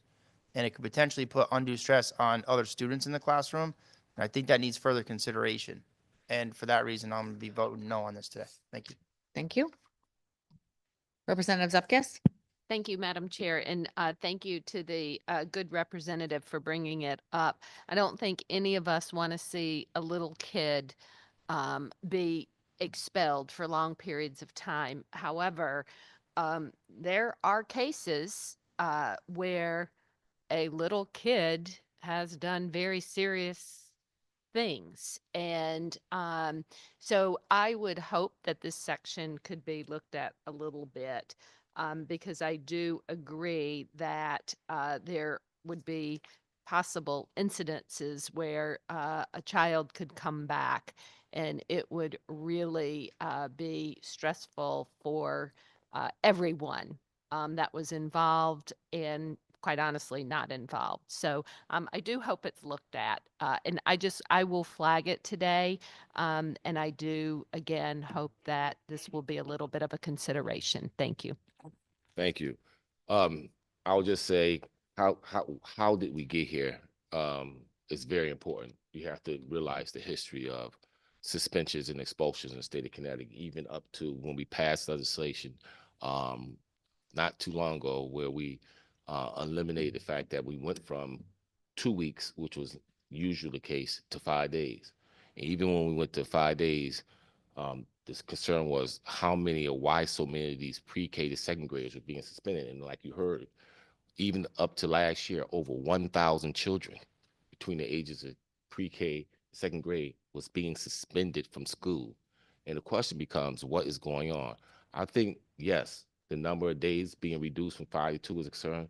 But more importantly, when we went down to 5 days, we made sure and we wanted to include that the child and the parent gets the supports that they need. So if a second grader is doing something that bad, that's alarm, that's a flag. And we wanted to make sure that because we were reducing the number, we wanted to make sure the supports were going to be in place for the child and for the parent, and then frankly, for the school system, that those children will be prepared when they come back from that suspension. It's one thing just to put someone out for 10 days like we used to, and then we reduce it to 5, and then they come back without the proper supports in place. So part of the bill, I understand that we're changing from 5 to 2 when we just changed, but the reality is we also have to make sure that the supports are in place for our children so they can be successful. And what we found was a direct correlation. There's a direct correlation between the children who are being suspended and the reading levels of these children. We also, there's a direct correlation between the absentee level of these same children. So therefore, when you add all those things up, it doesn't surprise you that we have a academic gap or a opportunity gap in our state of Connecticut. The last thing we need to do is keep kids out of school. The last thing we do is we should be doing is keeping kids in school. We need to keep them in school and put the supports in place so they can be successful. So that's what we're trying to get at with this piece of legislation. Senator Summers. That's okay. Thank you, Mr. Chair. So my concern with this is I had a situation in my district where I had a para that was severely injured by an elementary school teacher. I'm sorry, not teacher, elementary school student. She had a chair thrown at her. It was a student that was large in physical size. And what I'm concerned about here is I understand everything you said, and I agree. We want to keep our kids as best we can in our school system. However, you're raising the bar for the level of serious injury. It's not just injury, it's serious injury to others, students, paras, teachers, but we're lowering the amount of time that you can have a child put on suspension. So to me, those are conflicting. If we're going to raise the bar on what it takes to be able to suspend a child, then why are we not keeping it at 5 days where we haven't even had a full school year to see how that works? I understand, I was a mayor, that during the time you're suspended, you're still getting educational services. You're not just stuck home where there's no homework, there's no teacher availability. So those two things seem to be in conflict to me. If this was just to raise the bar to serious injury, or serious injury so that you couldn't just, suspend a child for a frivolous reason or something that was perceived, you're raising the bar, but keeping the length of time that the school district has up to 5 days to suspend. It's not 5 days, it's up to. So they could choose to do 2 or they could choose to do 3. That would make more sense. So I'm going to be a no today on this because of that. But thank you. Thank you. Anyone else? Representative Zuckes, you have one more question. Thank you. It's really a comment, and it's because listening to you and your comments, I completely agree with you about wraparound services. And we talk about this all the time. And I think we've had offline conversations. And it brings me back to, as I was reading these bills last night, going through, I took a little note about all of the councils, task force that are being created that already exist, the boards. And just in the bills that we've talked about, and this includes Department of Ed and State Board of Ed, but we have Interagency Council for Ending Achievement Gap, Early Childhood Cabinet, State Education, the CERC, Talent Office, Connecticut School Reform Center, Education Preparation and Cert Board, Regional Education Service, Account Review Board, Student Success, and there's 3 more. So my point is, I agree we don't want these kids suspended, and if they are being suspended, there's something else going on. If there are 1,000 expulsions in 1 year, there's a problem. So what is anyone doing about it? And so we have all of these groups and all of these things. And you mentioned reading scores. We know what our reading scores are. We know what our reading scores have been. And so to me, there's accountability here somewhere for our children. And with all of these, again, these are just through the bills that I read that we're discussing today. There seems to be a lot of groups and a lot of task force and all focusing all of this, but we need to see some progress and we need to see some of these things that are happening where the accountability is. So thank you, Mr. Chair. Thank you. Any Representative Poulos. Hi, just a quick question, clarification question. So on the restraint and seclusion, it says same day notification. What happens if a student in my classroom has to be secluded or restrained, and the school calls the family, and they don't pick up? Like, you know, am I as a teacher, as an educator, in some sort of jeopardy for not notifying if they don't pick up? I'll try to answer that, Rep. Poulos. I used to be that person in a school who made these phone calls. So generally, if a student is being secluded or restrained, it's not coming out of nowhere. You have a pretty strong relationship with that family about what's going on with that child. And I found usually they're on high alert looking for a call from the school. And if it was necessary, I was calling several times. But another colleague of ours made the recommendation of adding it to CT SEDS, perhaps that that a restraint happened and that a notice would go out from CT SEDS to those families. And I think that's a great suggestion so that people can feel like they've done their due diligence and have communicated if a family is not willing to pick up the phone when the school calls, because there are those cases also. So when you say added to CT SEDS, they would get like an email from CT SEDS? Yeah, because I think there's some concern about leaving a message like this, right? A voicemail. And so if it went through CT SEDS, then it would be more confidential communication. Thanks. Thanks, Representative. Representative Wieland. Thank you, Madam Chair. I was wondering if you could just clarify for me that the change from the suspension from 5 days to 2, that only applies to kindergarten through 2nd grade, correct? So we're talking 5 to 7-year-olds. It's specifically even preschool to 2nd grade, correct? Okay. Yes. So the smallest of our students. Okay. Thank you so much for clarifying that. Thank you. Seeing no other questions? Oh, I'm sorry. Representative DeFranzo. Sure. I don't have really a question, just more of a comment. I'm probably going to be a yes on this just because I don't think that sending out kids K through 2 for extended periods of time is necessarily the best strategy, although I do have some reservations about limiting what schools can do in terms of how long they can issue a suspension for. And also working in elementary schools for 20 years, I literally can count probably on one hand, maybe less, the number of K through 2 students that have been suspended. But I do want to say the idea that schools have the resources to deal with the behaviors and the issues that are causing these suspensions is not the case. The resources are not there. The reality is these students are going to come back to school and be dealing with the same issues that they dealt with prior to the suspension. And so until we start addressing those larger problems, the issue of suspensions is not going to go away. You know, in a perfect world, we would be able to keep students that are getting out of school suspensions in school and provide them with the resources they need. We can't do that. We don't do that. They're out for 5 days in an elementary school and they're not getting any educational services for those 5 days. That's just the reality. And so there's a broader discussion that obviously needs to be had about how we deal with these critical issues, because these are the students that are most in need of our services. And suspending them is a temporary solution, and sometimes it's necessary.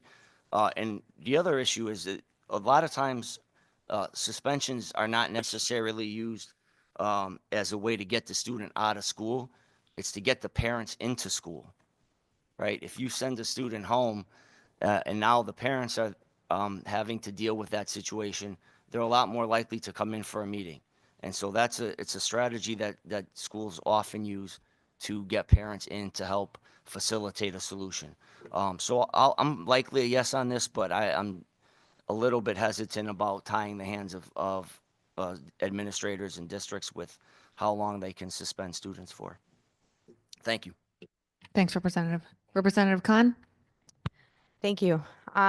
So on, in that same section, there's language that changes from considers whether to convene a planning and placement team meeting for the purposes of conducting an evaluation to now removing some of that and requiring that the district conduct an eval. So the question first is just, is that specific to a certain age group?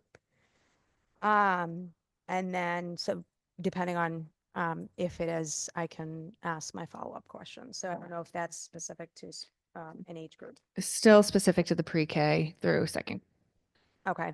My concern really just here is that, one, current law allows for districts to decide whether a PBT meeting is required for the child, and that includes the parent's participation in that decision.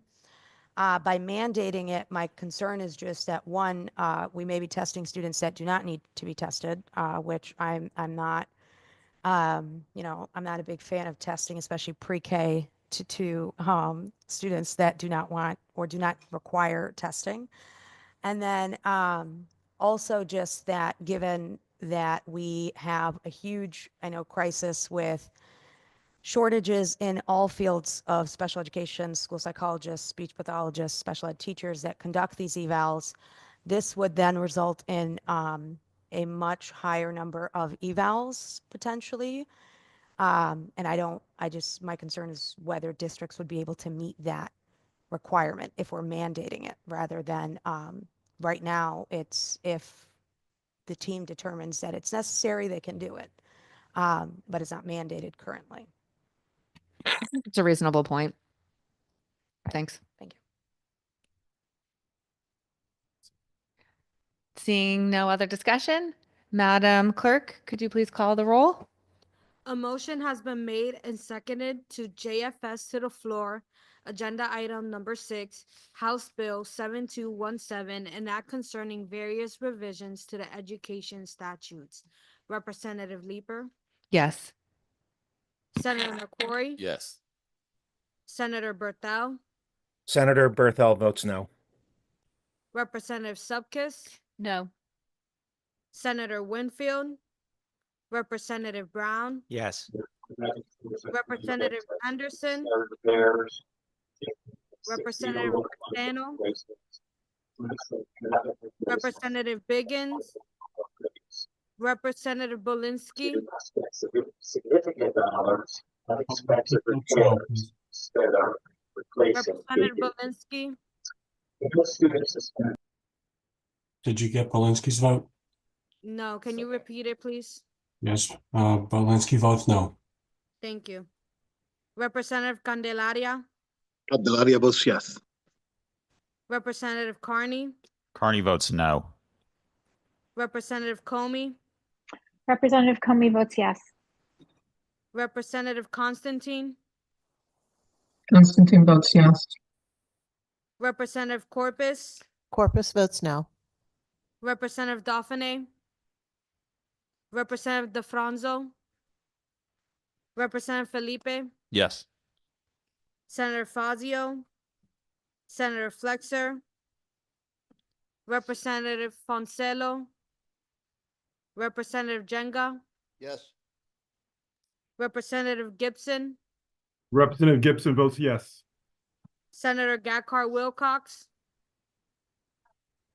Representative Gucker, Representative Gucker votes yes. Representative Haynes, Representative Howard, Howard votes no. Representative Johnson, Representative Kennedy, Kennedy votes no. Representative Khan, No. Senator Kushner, Representative McGee, Yes. Representative Menapace, Yes. Senator Miller, Representative Parker, Representative Poulos, Representative Rader, Representative Reddington Hughes, Representative Roberts, Representative Roberts votes yes. Representative Emmanuel Sanchez, Representative Robert Sanchez, Yes. Senator Summers, Representative Smith, Smith votes yes. Representative Stewart, Representative Welander. Representative Welander votes yes. Thank you.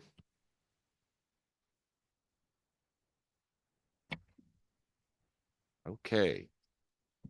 Any changes? 13. All right.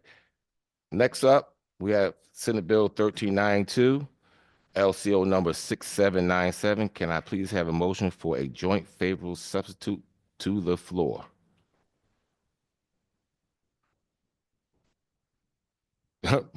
It's been moved by Second. representative and seconded. Any questions? Maybe I should speak. Good. Good. Good. Thank you, Mr. Chair. I do have a question. I guess this was one of the ones I was reading last night that we were creating a board. And my question is this board created or has it already been created? The board has been established as of Okay. last year. Thank you. And so what were they working on teacher certification last year when they were established? To me, that would have been their objective of being established. And have they come out with any recommendations already yet? Are we kind of jumping the gun a little bit to see if they were, well, I guess I should ask, have they met? Because we know some groups are established and don't meet. So have they met? Have they come up with things already? Are we jumping the gun a little bit here through you, Mr. Thank you. Very good questions. From my understanding, but from the testimony that came up when this bill originally initiated, the board was established last year. The reality is there were a minimal number of meetings. A recommendation from that board had not come to us yet. They did have some time. They still have some time to present information to us. The board will continue to exist, and they can continue to do the work that we need them to do in regards to teacher certification. Through me to you. Thank you. So what's the point now that we're doing in this bill if they are tasked with doing what is in this bill? So what this bill does is an act concerning education certification. And what the attempt of this bill is to do, to put into place policies that can provide educators, people who want to come into the field of education, who have completed a teacher preparation program to demonstrate content knowledge and in this piece of legislation. Currently in law, in order for you to become a certified educator, you have to pass a test, assessment test. This test has been around for a number of years, and the reality is for educators, just checking a box to determine whether you have the capacity or the ability to be a great teacher is not, in my opinion, the opinion of most professionals, is not the best way or the only way to demonstrate mastery. So what this bill does is provide other pathways to demonstrate mastery in the field of education, we become educators. Through me to you. Thank you. So this group is already working on this as we speak, but they haven't given us any recommendations for it, and we'll get it in a year, I believe. Is that? Yes, they can. Yes, they can continue to give the other pathway and more pathways into education. We can weigh on them. The reality is, two things can be done at the same time. The board continue to do their work, and we as policymakers can also make set policy at the same time. Through me to you. Thank you, Mr. Chair. Any other questions? Yes, Representative.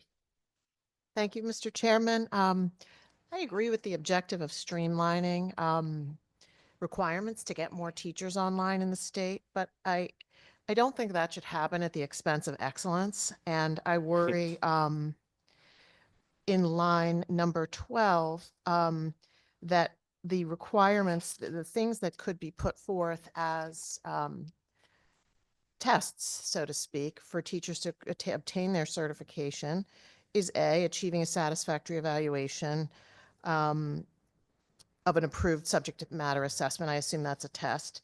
But then B is satisfactory completion of an assessment that is evidence-based, rigorous, and feasible, and is considered valid and reliable by professional bodies. That's a little bit, for lack of a better word, squishy, and I don't want it to lower the bar on what we're requiring. Am I missing something there, Mr. Chairman? No, I don't think you mentioned. I wouldn't call it squeezy. I would say that again, whatever word you use, I think that assess, pass, like I said earlier, checking a box and say, I took this exam, now I'm qualified, I'm certified, I'm good, is not the best indication of whether you're going to be good. So what they're saying here is you can demonstrate good. In fact, you can demonstrate even better than good by doing these things. And one of the things that, or one of the provisions in here is to provide opportunity for that person or those individuals who did not who did not check the box. You can demonstrate mastery by being placed in an environment where you have a supportive educator, a mentor teacher. You're going to the field, you're demonstrating to the principal and to the superintendents that you have the ability, you are demonstrating in front of them for an entire year, and you're showing that you have the content knowledge and you have all the other attributes that most educators need to be successful. So for example, currently you check a box, you can go in there and be a teacher. That don't mean you're doing very well. That doesn't say that you have very good relationships with students. That doesn't say you have very good relationships with teachers. That doesn't say you do all the extra things that an educator, a great educator, do. You might show up to a cheerleading competition with your students. You can do all the other things, all the other attributes that a true excellent educator can do. You can demonstrate that to someone, a professional, and you demonstrate that, then they can pretty much certify you to become an educator beyond just checking a box. Through me to you.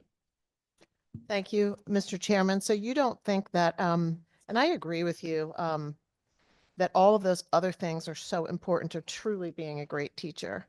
But you don't think that, at a minimum, we have to be educating kids in actual substantive academic, weighty academic subjects with some heft. And the question is really, you don't think that B in this proposed bill compromises that in any way? Absolutely not.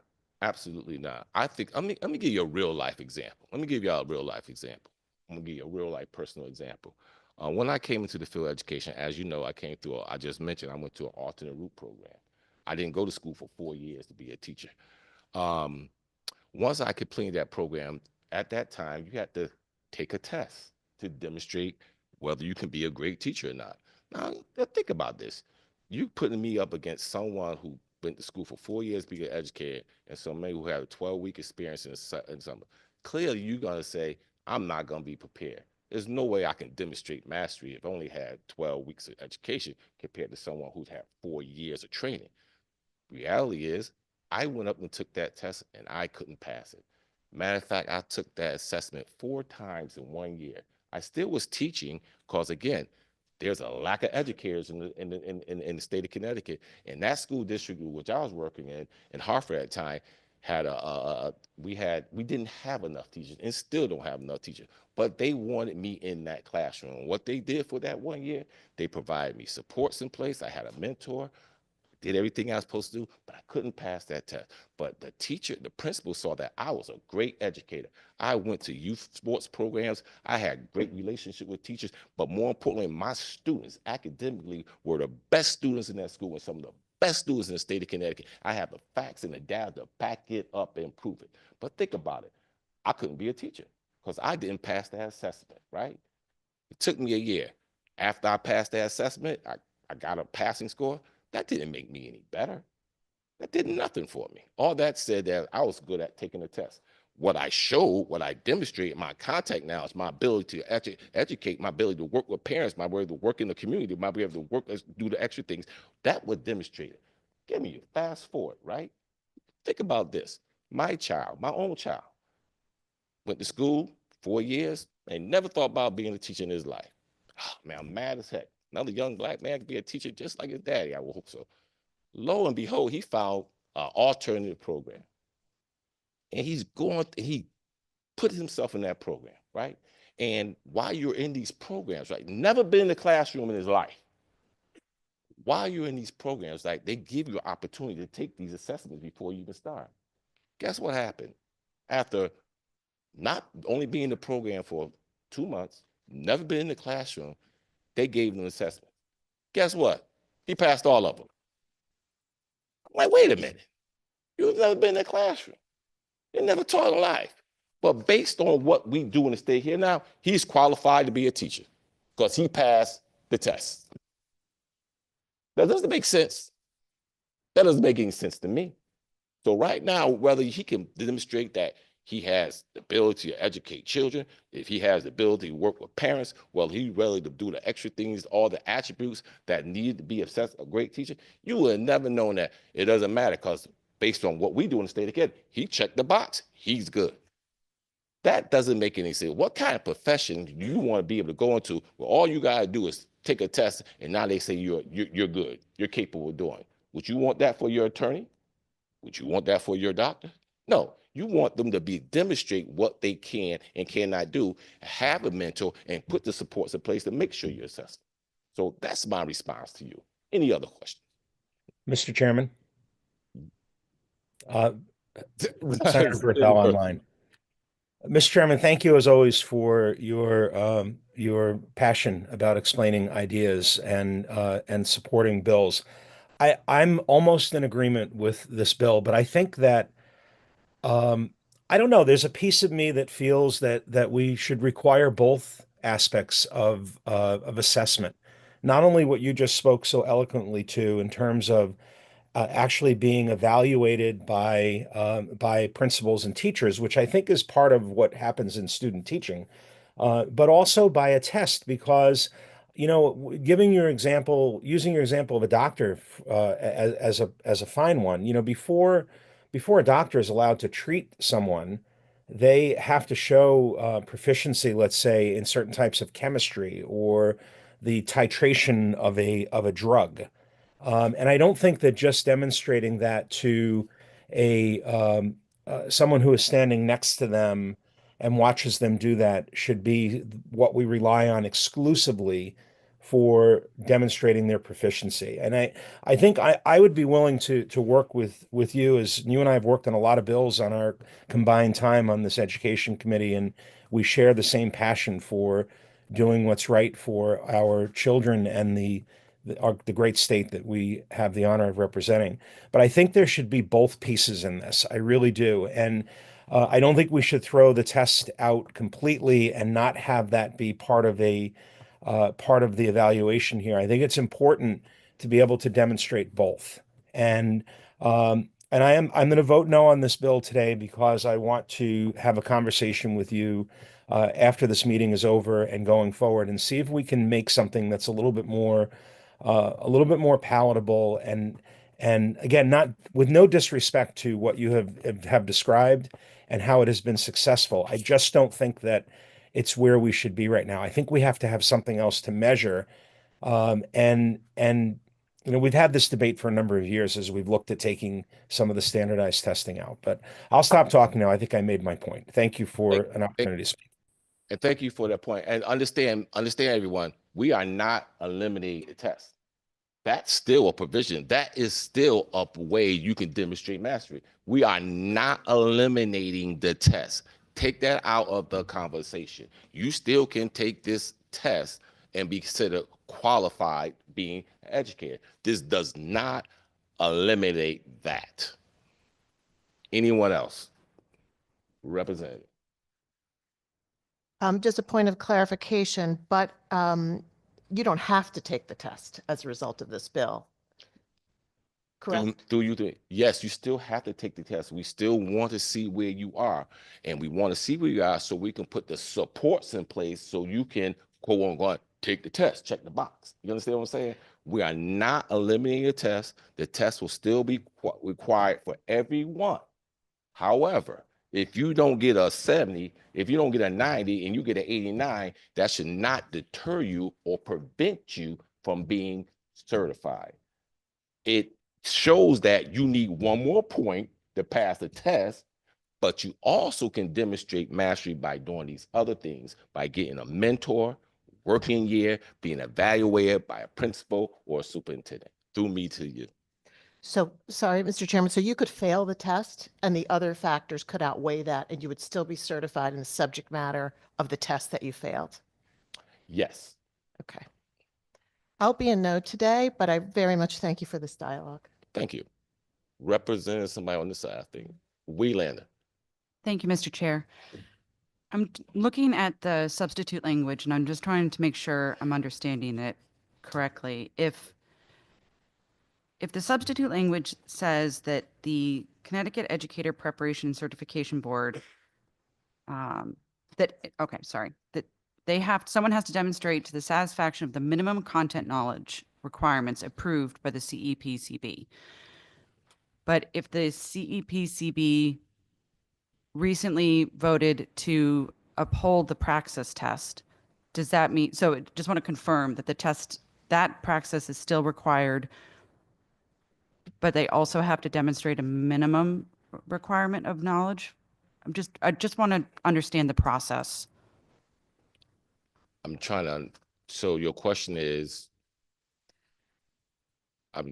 The praxis is still required for, yes, and then they also have to demonstrate a minimum basic of knowledge under other requirements?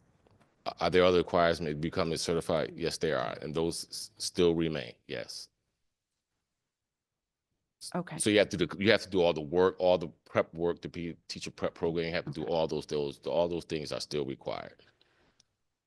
If Mr. Chair, if you would be as gracious to explain what the substitute language is doing then, because I'm not grasping it, and I just apologize for that. But if you are able to clarify that, I would greatly appreciate it. Thank you, Mr. Chair. What the substitute language says, it speaks to the required demonstrating mastery in order to become a certified teacher. What you can and what is capable, what is required for you to do. One, you can do what we traditionally do, which is provide an opportunity to take the assessment, the test. You can pass the test, boom, you're good, you move forward.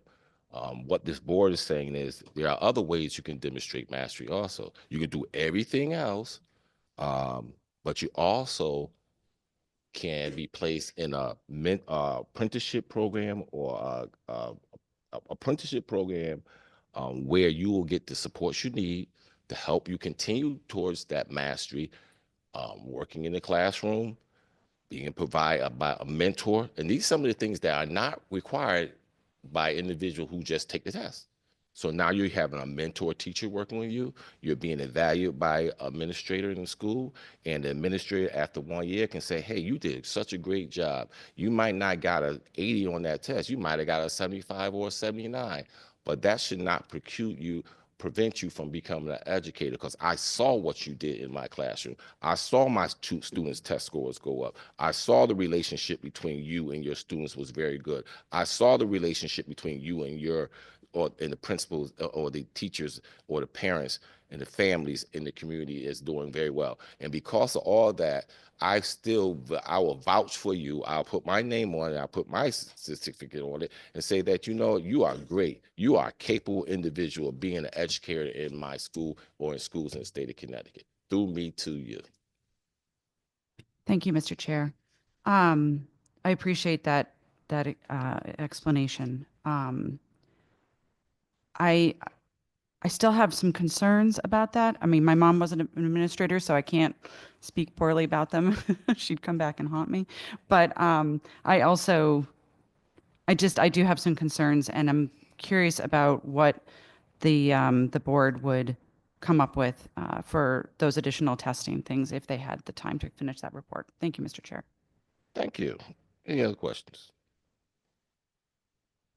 My Rep. question was Sanchez. my question was answered, but I do want to make a comment. Thank you for the work you did with my nephew, who happens to be a state rep and the chair of the Labor Committee. I'm talking to you, Mr.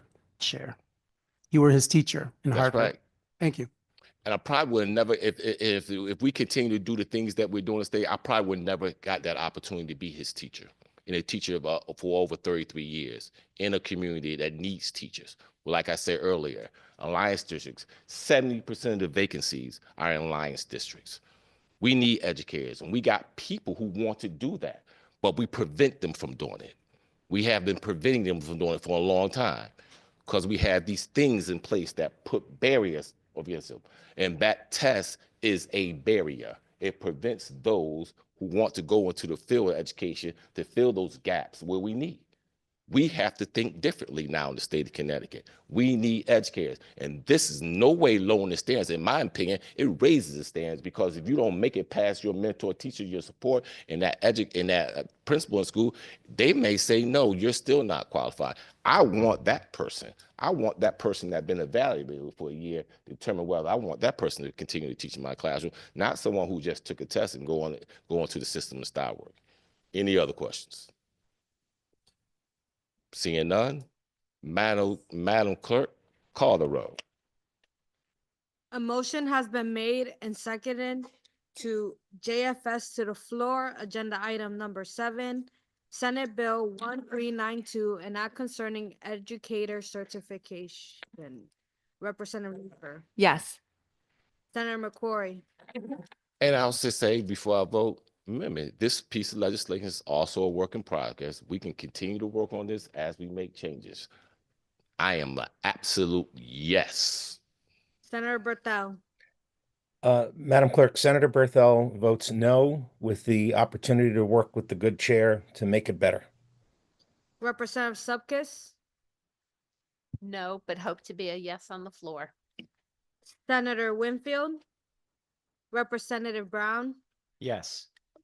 Representative Anderson, Representative Arceno, Representative Biggins, Representative Belinsky, Representative Belinsky is going to take a leap of faith because he loves the passion of the chair. I am going to be a yes today. Representative Candelaria, Candelaria is yes. Representative Carney, Carney votes yes. Representative Comey, Representative Comey votes yes. Representative Constantine, Representative Constantine votes yes. Representative Corpus, No for now. Representative Dauphiné, Representative DeFranzo, Representative Felipe, Senator Fazio, Senator Flexer, Representative Foncelo, Yes. Representative Jenga, Representative Gibson, Representative Gibson votes yes. Senator Gakar Wilcox, Representative Gucker, Tucker votes yes. Representative Haynes, Representative Howard, No. Representative Johnson, Representative Kennedy, Kennedy votes no. Representative Khan, Yes. Senator Kushner, Representative McGee, Representative Menapace, Senator Miller, Representative Parker, Representative Poulos, Yes. Representative Rader, Representative Reddington Hughes, Representative Roberts, Representative Roberts votes yes. Representative Emmanuel Sanchez, Representative Robert Sanchez, Yes. Senator Summers, Representative Smith, Smith votes yes. Representative Stewart, Representative Wieland, Representative Wieland votes yes and looks forward to continuing the conversation. Representative Arceno, Arceno votes yes. Representative Biggins, Biggins votes yes. thank you. Thank you. Next up, give me a second. I'm over here running my mouth. Where am I? 1459. Next up, Senate Bill 1459. Can I please have a motion for a joint favorable change of reference to the Appropriation Committee? Second. It has been properly moved and second. Any discussion on 1459? I'm gonna let you.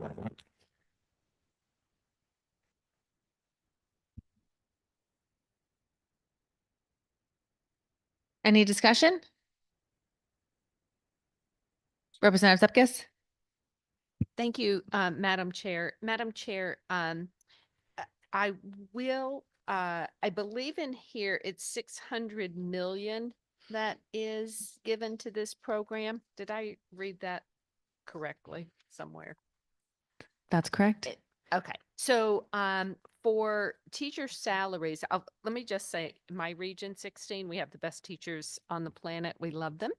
And in listening to testimony, couple of times I heard people say about it's so expensive to live in this state, college is so expensive. I think those are conversations we need to have. Why is college so expensive?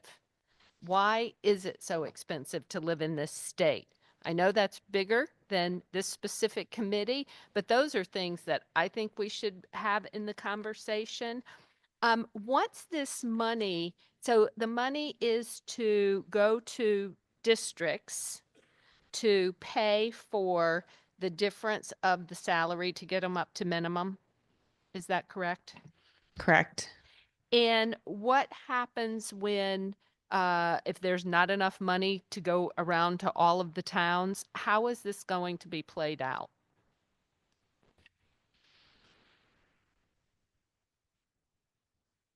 I think it would then happen proportional to the amount that's funded.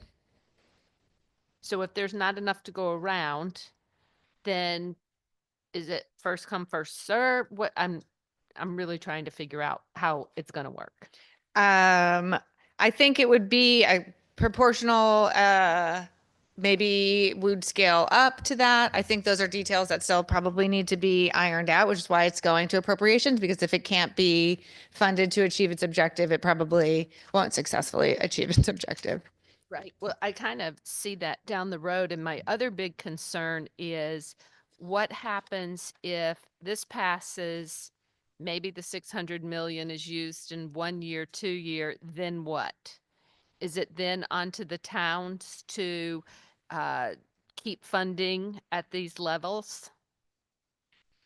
I think the hope is that it provides some time for the town to budget for those increases, but yes, then the burden would shift. Thank you. So then it would become an unfunded mandate. Thank you, Madam Chair. Thanks, Representative.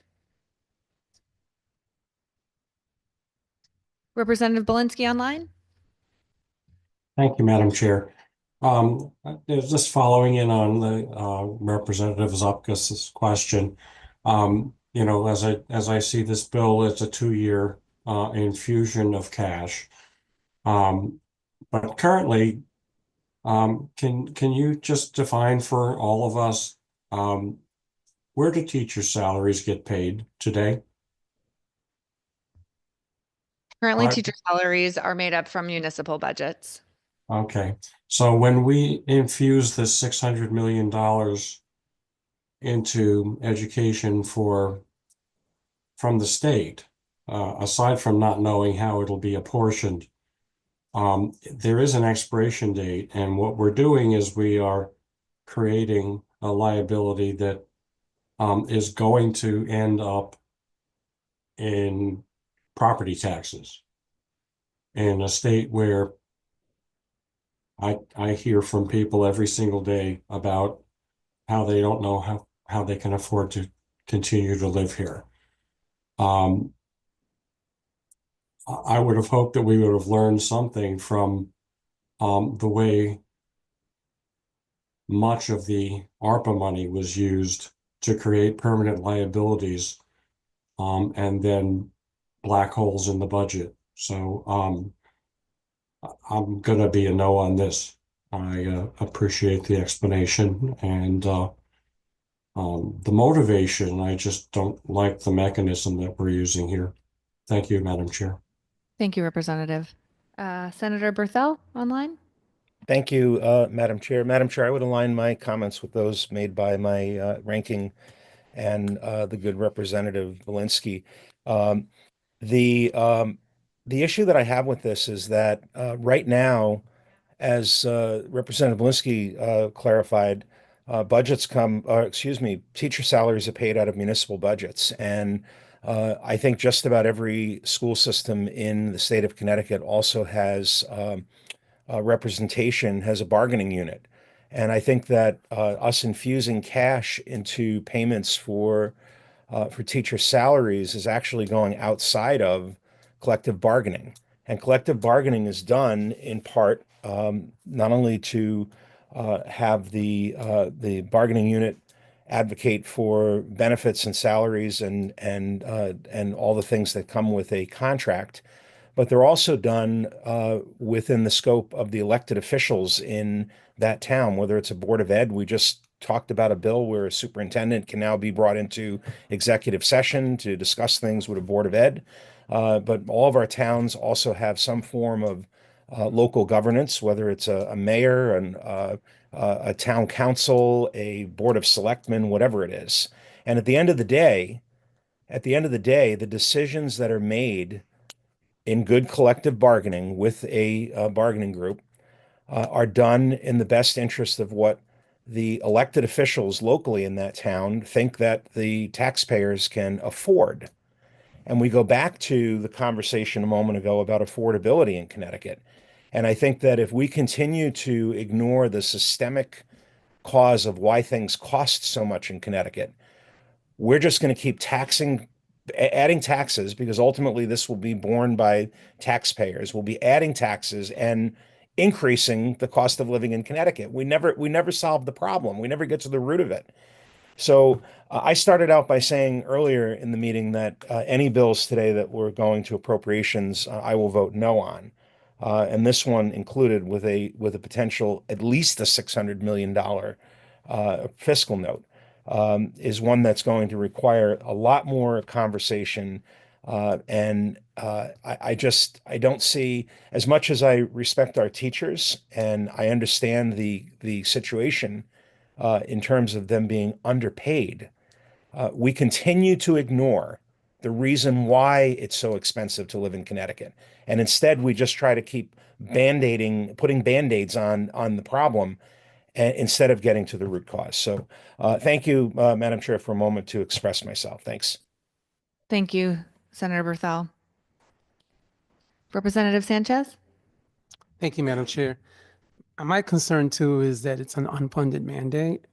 If there was a way that the appropriations can come up, this is going to appropriations, correct? It is. Okay.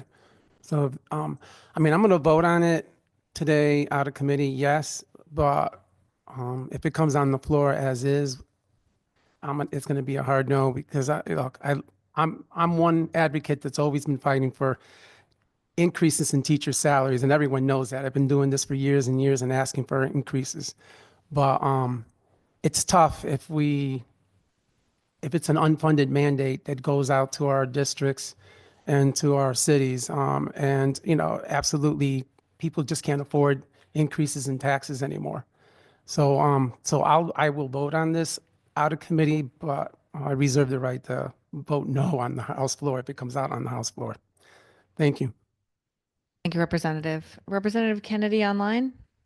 Thank you, Madam Chair, and thank you for the opportunity. This is another tough bill. The intent is certainly, it's needed. We know we have a shortage of teachers. We want to do the best we can for our teachers. I know that this is going to appropriation, so we don't know the full cost. But as the senator said, most teachers are in a collective bargaining union, so they negotiate their salaries.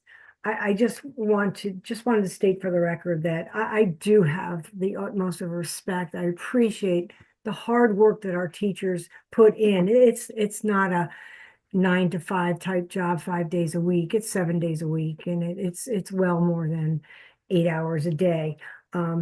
But today, with the unfunded mandate to our towns, our municipalities, I can't support this today out of committee.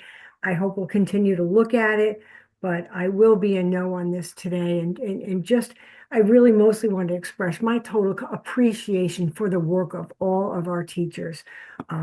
And hopefully we will find a way to raise that bar and get to where we need to be. So thank you, Madam Chair. Thank you very much, Representative. Representative Biggins online. Thank you, Madam Chair. I'd just like to say, I think that this is a wonderful bill. I think that it tells us the value we put on education. And I know a few bills ago, we were talking about younger students and those emotional outbursts that they're having and how we're going to address those. But if I'm to recall that, those outbursts sometimes lead to educators being bit, hit, or kicked. And we ask you to come in day after day and manage those behaviors. And I think that that comes with a value. And I think increasing teacher value in our state is very important. So for that, I'm going to vote yes, and for many other reasons, but thank you. Thank you, Representative. Representative Haynes? Thank you, Madam Chair. And I'll align my comments with all the comments that we've heard today in that teachers deserve more. My daughter's a teacher. Teachers definitely deserve more. I know what she goes through. At the same time, you know, what my colleague Senator Berthel said, I'm also a first selectman in my town and we're going through budgets right now. And the fact that we have a minimum budget requirement with a formula that's not working, that's not sending the correct amount of money to the towns already for education. And now we're going to find $600 million for now to pay for it for now. We just have to be smarter. We just have to figure it out. Where can we get the money out of the education budget for the state to do the right thing by the teachers? They're the frontline workers. They do need to be paid more. I absolutely 100% agree. Let's try and figure it out. Let's find that money as opposed to just appropriating a special sum for a period of time. Let's look at the entire system and say, how can we unfund something else to fund where the funds truly matter? So today I'm a no. I'm going to be a no on the floor until we find the right money to pay for the right thing, which is our teachers. Thank you, Representative. Seeing no other discussion, Madam Clerk, please call the roll. A motion has been made and seconded to JF to appropriation agenda item number 8, Senate Bill 1459, and not concerning teacher salaries. Representative Leeper, Yes. Senator McCrory, Can I say something? No, so I'm joking. Yes. Senator Berthel, Senator Berthel votes no. Representative Supkis, No. Senator Winfield, Representative Brown, Yes. Representative Anderson, Representative Arceno, Arceno, yes. Representative Biggins, Biggins votes yes. Representative Belinsky, Representative Belinsky, Representative Candelaria, Candelaria votes yes. Representative Carney, Carney votes no. Representative Comey, Representative Comey votes yes. Representative Constantine, Representative Corpus, Corpus votes no. Representative Dauphiné, Representative DeFranzo, Representative Felipe, Yes. Senator Fazio, Senator Flexer, Representative Foncelo, No. Representative Jenga, Representative Gibson, Representative Gibson votes yes. Senator Gacard Wilcox, Representative Gucker, Yes, Representative Gucker votes yes. Representative Haynes, Representative Howard, No. Representative Johnson, Representative Kennedy, Kennedy votes no. Representative Khan, Yes. Senator Kushner, Representative McGee, To approach, yes. Representative Menepes, Senator Miller, Representative Parker, Representative Poulos,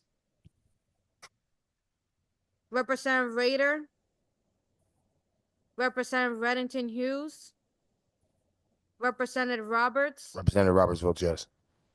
Representative Emmanuel Sanchez, Representative Robert Sanchez, Senator Summers, Representative Smith, Smith votes yes. Representative Stewart, Representative Welander. Representative Welander votes yes. Thank you. Thanks, Madam Clerk. And the votes will be held open until 4 today. Next, we have House Bill 5001, an act concerning the quality and delivery of special education services in Connecticut. Can I please have a motion for a joint favorable change of reference to the Appropriations Committee? So moved. Second. Moved by Senator McCrory, seconded by Representative Roberts. Any discussion? Representative Corpus. Thank you, Madam Chair. So I was disappointed to see that we don't really have a bill yet. This is a very important bill to this legislature, to our special education kids, to the entire state. And I wanted to start by giving real props to Representative Khan, who's the chair of the Select Committee on Special Ed, where I'm the ranking member. The committee's done excellent work. Rep. Khan has done excellent work. We've learned a lot. We've spoken to so many experts, superintendents of schools, parents, educators, et cetera. And I think that it is a shame not to allow this committee to get the benefit of all that work and vote on something that's real, vote on the bill itself. I know that the committee bill, the select committee bill will be coming out at the beginning of April, and then we will have a hearing on that to get public testimony. But I feel compelled to vote no today only because on process grounds, we don't have the bill before us. The committee's done excellent work, and I think the bill and the state would have benefited from the excellent input of reps like Howard, Arzeno, Felipe, people who are not on the select committee but sit on this committee. So for those reasons, I feel compelled to vote no today. Thank you. Thank you, Representative Corpus. Representative Zepkis. Thank you, Madam Chair. I wanted to echo my good neighbor sitting next to me, her words. I do sit on that committee as well, and the committee has worked really hard. There's a lot of much more work to be done. I want to thank Representative Corpus and Representative Khan. We've had some great discussions and just being open and listening, and we all are learning and going forward. So I do appreciate that. And I appreciate what is going to come out of it. We are nowhere near where we want to be at this point. And I am going to be a no on this bill because we don't know what's in it. And I just want to ensure that what goes in this is just special education items. So thank you, Madam Chair. Thank you, Representative. And I will say this is just a function of different timelines. And I think everyone knows that, but for the sake of the public, our committee deadline is March 31st, and the select committee has a much later timeline so that they can continue to do their really good work. And when their proposed language comes out, it will end up being referred back to this committee so we can have a conversation about it. Representative Khan. Yeah, thank you, Madam Chair, for those comments. And then just wanted to offer that any member of Education Committee that does have specific questions or would like to engage is welcome to engage myself or Representative Corpus on any of the questions that they may have on our bill. Thank you. Thank you, Representative. Representative Howard. Thank you, Madam Chair. I would ask you what line in 5001 necessitates going to appropriations, but I would venture to guess you probably can't point to one in the current bill before us. Working collaboratively with my good colleagues on there, we're anticipating this needing a referral to appropriations, so we're trying to be proactive. So I think what you said, as I understand it, excuse me, is the select committee is going to send us language on this bill, and we're going to act on that. I think my understanding of the process is they have two titles raised. And again, I would also welcome the input of my good colleague who is the chair of that committee. They have two titles raised that they are going to use as their vehicles. And I think this was just primarily to hold the place of the speaker's top priority bill. a 5001. And so it's following our timeline and it will get filled with the bipartisan recommendations of the select committee. Well, I have no doubt that the select committee will do good work, but I question this process. So this is a dummy bill. We are in agreement about that, right? It's a placeholder. Okay. Well, we vote placeholder bills out of committee all the time. And several of my colleagues are adamantly opposed to them. And they're opposed to them because they claim that these placeholder bills are an attempt to circumvent the public hearing process. And I, including last week in this committee, vote in favor of dummy bills or placeholder bills because things happen, right? That's why we generally run placeholder bills out of committee, because things happen. Something, we voted on a bill and then we realized after it was already voted on, we have to make a change and we have the vehicle to do that to make it germane. Or in our case, SDE or the municipalities come and say, hey, we just realized there's an issue that we need to address before you guys close session so we can, address it in there. It's sort of emergencies that come up. The joint rules under 3D provide that this select committee can originate and report any bill or resolution it deems necessary concerning special education, and requires that those bills favorably reported by them shall be referred to this committee. So I questioned the process on how this is going to go, because as I understand the rules, the select committee would have to create a committee bill, which would then be referred to us, which would be its own bill. So which they could vote out. I don't think they've had any public hearings yet, but I assume they will. And they could vote that bill out. That bill, whatever number it may be, I don't know, 8,000, comes here and then goes to the floor. That would seem to be the process set up in the joint rules that we all agreed on a couple of months ago. But that's not what we're doing. What we're doing is we're voting out a dummy bill or a placeholder bill. We're taking the work of the subcommittee and then, I would imagine, strike all these 5 lines and jamming that work in here, thereby circumventing the process created in the rules. Am I wrong? I guess I don't see it that way. I think the select committee's bills will get a full public hearing in the select committee. Then they will be referred to us where we will deliberate them again. Then they will probably also then be referred to appropriations and that whole committee will deliberate on them again. And then we will have likely, you said, a strike all into the 5001 vehicle, just because that particular number has importance. And then the entire House and Senate chambers will also deliberate them again in those chambers. So this language, to my mind, will be some of the most deliberated and vetted language we will likely vote on this session. And I don't question that, right? And there's no need for this committee to hold a subsequent public hearing on it. It would have been nice, right, if we had that for a public hearing here, but the timelines don't work. And that's just how it is. And everybody's busy and they're trying to get it right. I appreciate that. But Madam Chair, you sort of made my point. If the select committee is going to send us a bill, they're going to create their own bill per the rules, refer it to us, and then that bill has to go to appropriations. I go back to my original question. Why does this have to go to appropriations? I guess it's just a timing of when folks want to put that language into this vehicle. So that could happen before it goes to appropriations or in appropriations. I don't understand that process. I guess I'm hung up on, I've defended dummy bills for the entire 5 years that I've been here because sometimes they prove very necessary. Something is going on here that I can't quite put my finger on, but the rules require that the select committee can put out its own bill. It'll be referred to this committee and then move from there, which could happen absent this piece of paper or this legislation, this vote today.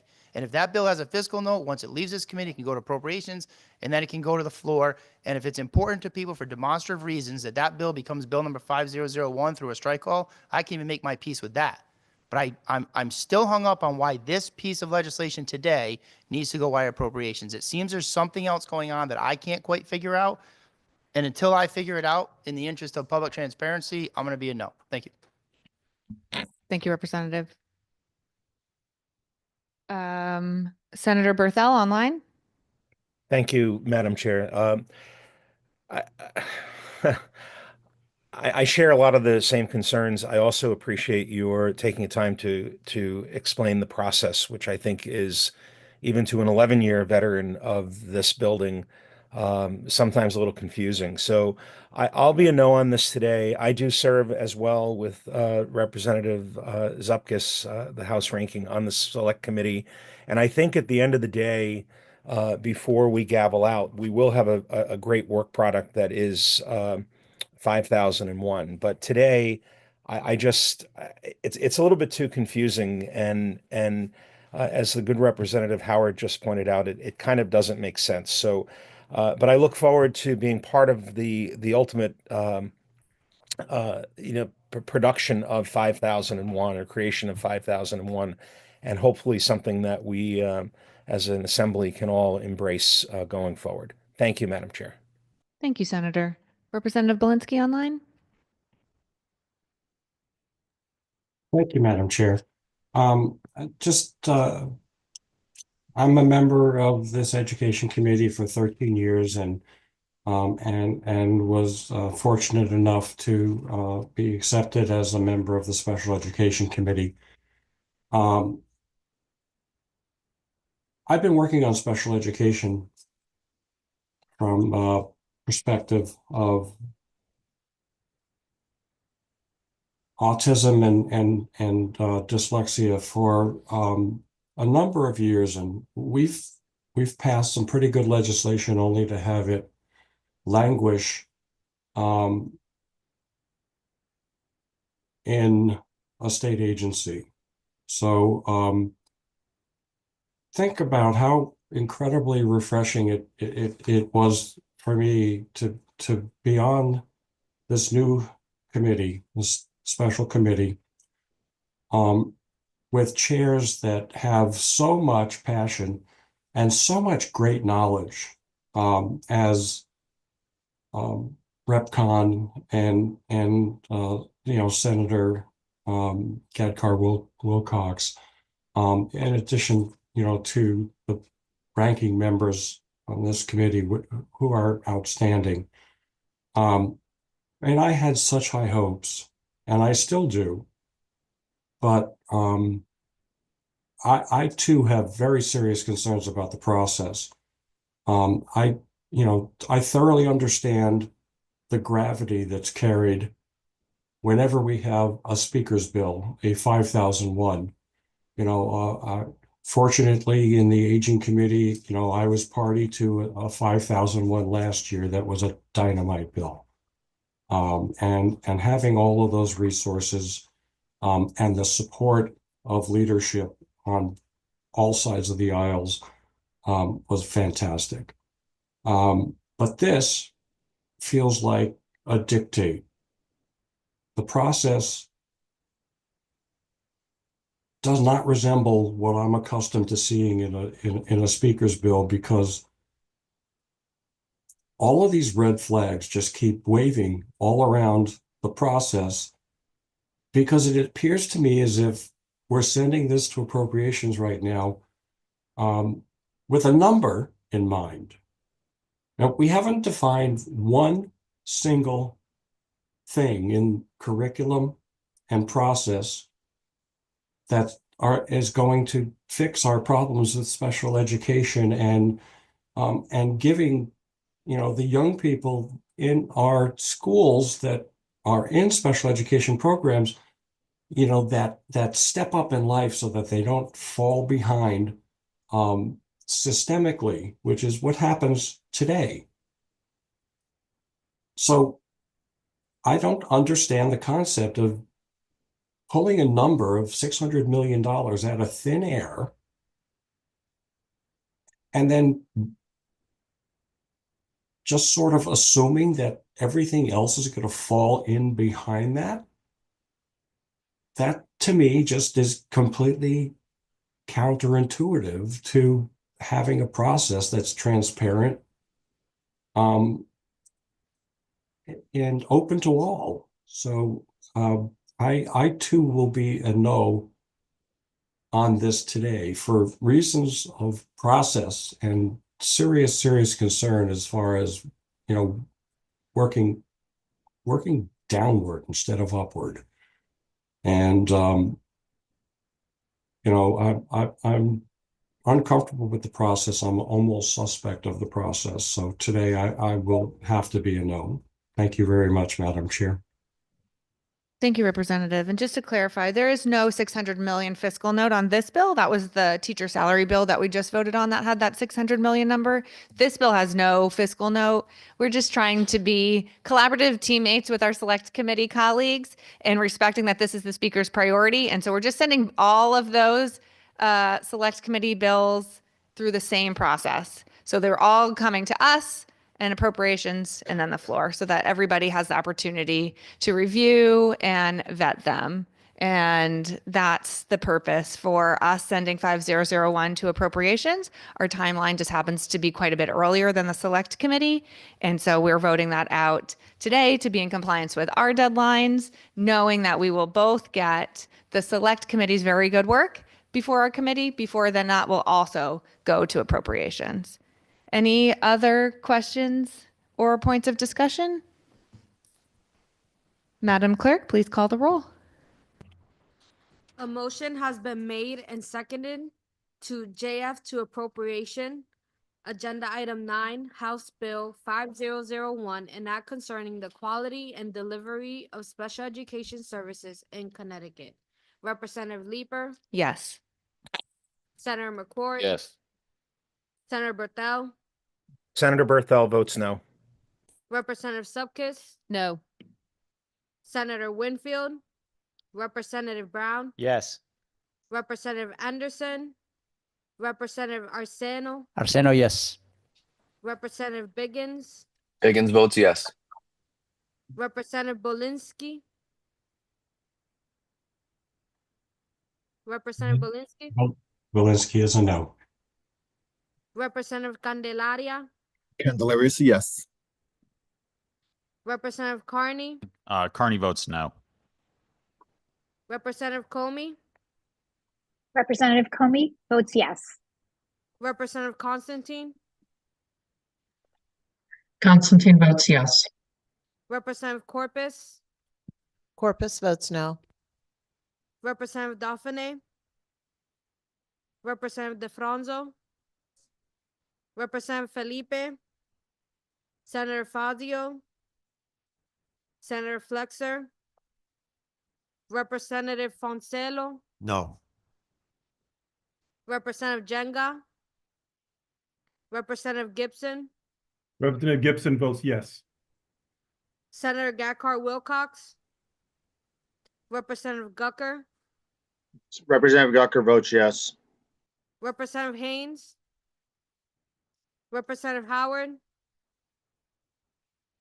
Representative Johnson, Yes. Representative Kennedy, Kennedy votes no. Representative Khan, Yes. Senator Kushner, Representative McGee, Yes. Representative Menapace, Senator Miller, Representative Parker, Representative Poulos, Poulos votes yes. Representative Rader, Representative Reddington Hughes, Representative Roberts, Representative Roberts votes yes. Representative Emmanuel Sanchez, Representative Robert Sanchez, Yes. Senator Summers, Representative Smith, Smith, yes. Representative Stewart, Representative Wielander. Representative Wielander votes yes. Thank you. Thank you, Madam Clerk. And the votes will be held open until 4 today. Next, item number 10 on our agenda, House Bill 7075, an act concerning the availability of Islamic and Arab studies curriculum material for school districts. Can I please have a motion for a joint favorable to the floor? Second.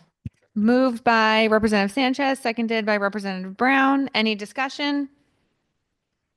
Representative Zupkis? Thank you, Madam Chair. I just have a quick question. How is there the staff in the Department of Ed to put this curriculum together? And do we know how much if it would cost to put it together? We aren't asking SDE to create curriculum for this, so I don't believe there's a fiscal note. Okay, thank you. I must have somewhere. What are we creating? In the same way we have for lots of other areas in our education statute, we're asking them to make available materials that may already exist, so they could be collecting vetted materials to make available for our districts. Thank you. I am going to support this. I just said the State Board of Education shall make available curriculum materials. So it seemed to me they were creating curriculum. Thank you. Thanks, Representative. Representative Sanchez? Thank you, Madam Chair, and thank you. I truly support this this bill. And I would hope that if the Board of Ed, if the State Department of Education does not come up with available materials that maybe in the near future we can create something moving forward. But this is so important, I believe, for our Arabic and Muslim communities. As you may know, a couple of weeks ago in Waterbury, there were 2 girls that were attacked in school. They were bullied. I know the father personally, a good man, an advocate of the Islamic community. And it's sad that we still have a lot of children out there that don't understand the Arabic culture and don't understand Islam. So I'm in full support of this, and I hope it provides the materials that's much needed in our school system.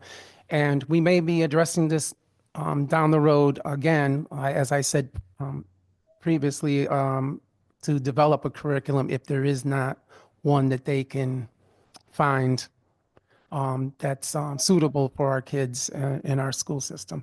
But thank you so much, Madam Chair. Thank you, Representative Sanchez, for your leadership on this work. Seeing no other questions, Madam Clerk, please call the roll. A motion has been made and seconded to JF to the floor, agenda item 10, House Bill 7075, and not concerning the availability of Islamic and Arab studies curriculum material for school districts. Representative Leeper, Yes. Senator McCrory. Yes. Senator Berthel, Senator Berthel votes yes. Representative Zupkis, Senator Winfield, Representative Brown, Yes. Representative Anderson, Representative Arceno, Arceno, yes. Representative Biggins, Representative Biggins, Representative Belinsky, Lubinsky votes yes. Representative Candelaria, Candelaria votes yes. Representative Carney, Carney votes yes. Representative Comey, Representative Comey votes yes. Representative Constantine, Representative Corpus, Corpus votes yes. Representative Dauphiné, Representative DeFranzo, Representative Felipe, Senator Fazio, Senator Flexer, Representative Foncelo, Yes. Representative Jenga, Representative Gibson, Representative Gibson votes yes. Senator Gakar Wilcox, Representative Gucker, Gucker votes yes. Representative Haynes, Representative Howard, Howard votes yes. Representative Johnson, Representative Johnson votes yes. Representative Kennedy, Kennedy votes yes. Representative Khan, Yes. Senator Kushner, Representative McGee, Yes. Representative Menepes, Senator Miller, Representative Parker, Representative Poulos, Representative Raider, Representative Reddington Hughes, Representative Roberts, Representative Roberts votes yes. Representative Emmanuel Sanchez, Representative Robert Sanchez, Yes. Senator Summers, Representative Smith, Representative Smith, Smith votes yes. Representative Stewart. Smith votes Represent- yes. You're all set, Representative Smith. Thank you. Representative Welander. Representative Welander votes yes. Thank you. Thanks, Madam Clerk. Number 11 on the agenda, we have House Bill 7076, an act providing education mandate relief. Can I? Sorry, did I jump ahead? This doesn't have an else. But LCO number 6783. Can I please have a motion for a joint favorable substitute to the floor? So move. I'm sorry. So move. Moved by Senator McCrory, seconded by Representative Sanchez. The changes in the substitute language just kick out the effective date of Section 1 additional year, so that if districts already provided waivers to any kindergarten students, those waivers will still be effective. Any discussion? Representative Zepkis? Thank you, Madam Chair. Thank you for bringing this up. You know that I love relieving mandates off of our schools. I will say, I wish there were a lot more in here that we could relieve. I asked for some and got one was so many, like 200 pages that I wouldn't even print them out. So I am hopeful we could get some more things in here to help relieve them. Also, disappointed that the Mandate Relief Committee was formed a year ago, never met, but I have coerced everybody. We're having our first meeting.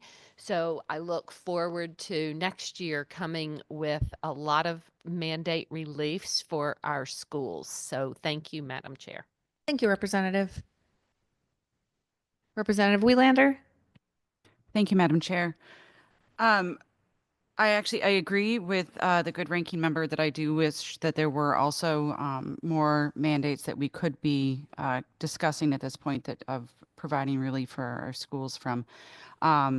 But as much as I would love to reduce those responsibilities, I cannot support this bill today.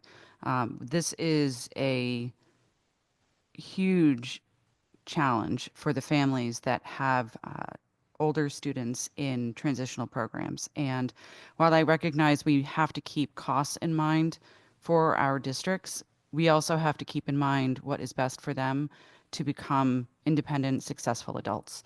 And allowing for the state to just arbitrarily say at the end of your 21st year, as soon as you turn 22, and not allowing them to finish the school year is, I think, a disservice to them, especially if they have concerns about the transition process in general. And does that mean that we need to support families more as they work towards that age range? Yes, but I cannot support this change, especially since we just changed it a year or so ago. So I will be a no on that. Thank you. Thanks, Representative. I'll say it's not arbitrary. We were told via a court case that children have the right via IDEA to receive transition services through their 21st year. So that is why it might seem arbitrary on their birth date, but that was decided by a court case. And then the extension to the end of the school year was something introduced, not knowing exactly what the cost would be on our districts. But any Representative Zepkis? Thank you for one more. Through you, Madam Chair, to the good representative who just spoke, I agree and struggling with that part of it. I did speak to some ranking members in other committees regarding this specifically, because it bothered me if you were turning 22 in February that you would be quote unquote kicked out. That really, I don't like that part. But in speaking with them right now, at age 14 is a plan for the child that has started to carry them through.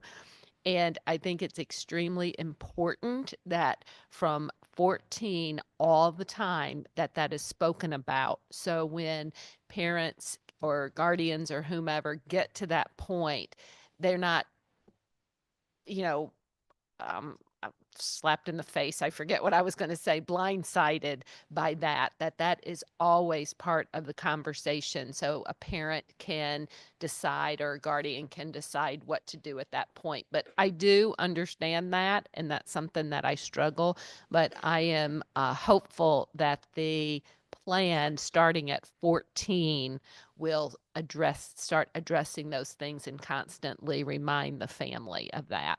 Thank you, Madam Chair. Thank you, Representative. Seeing no other oh, I'm sorry, Representative Berthel, did you have your hand up online? I did, but thank you, Madam Chair. I appreciate the dialogue, and just in listening, I think I'm all set. I'll be supporting this today. I think that we could have done a little more with some mandate relief, but this is a work in progress, and it's just it's good to hear the various concerns and comments from the committee members. Thank you. Thank you, Senator. All right, Madam Clerk, please call the roll. A motion has been made and seconded to JFS to the floor, agenda item 11, House Bill 7076, an act providing education mandate relief. Representative Leeper. Yes. Senator McCrory, Yes. Senator Berthel, Senator Berthel votes yes. Representative Subkis, Senator Winfield, Representative Brown, Yes. Representative Anderson, Representative Arceno, Arceno, yes. Representative Biggins, Biggins votes yes. Representative Bolinsky, Valinsky's a yes. Representative Candelaria, Candelaria, yes. Representative Carney, Carney votes yes. Representative Comey, Representative Comey votes no. Representative Constantine, Representative Corpus, Corpus votes yes. Representative Dauphiné, Representative DeFranzo, Representative Felipe, Yes. Senator Fazio, Senator Flexer, Representative Foncelo, Yes. Representative Jenga, Representative Gibson, Representative Gibson votes yes. Senator Gacard Wilcox, Representative Gucker, Representative Gucker votes yes. Representative Haynes,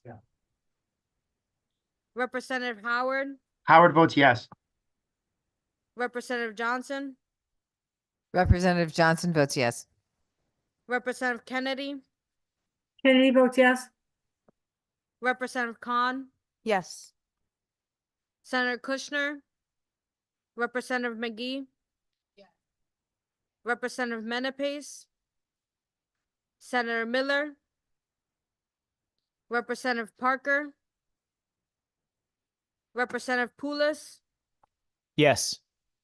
Representative Rader, Representative Reddington Hughes, Representative Roberts, Representative Roberts votes yes.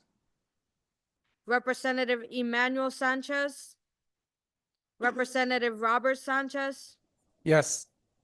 Senator Summers, Representative Smith, Smith, yes. Representative Stewart, Representative Welander. Representative Welander votes no. Thank you. Thank you, Madam Clerk. And the votes will be held open until 4 p.m. today. And our final item on our agenda, House Bill 6899, an act concerning early educator pay equity. Can I please have a motion for a joint favorable change of reference to the Appropriations Committee? So moved. Second. Moved by Representative Sanchez, seconded by Senator McCrory. This bill was referred to us from the Children's Committee, and it's looking to set up a state-administered salary enhancement grant to help close pay gaps for early childhood educators. Representative Zepkis. Thank you, Madam Chair. Madam Chair, this reminds me of the bill that we had a few bills earlier regarding teacher salaries. And so although people need to make more money and all of these things, how is this grant going to work? Thanks, Representative.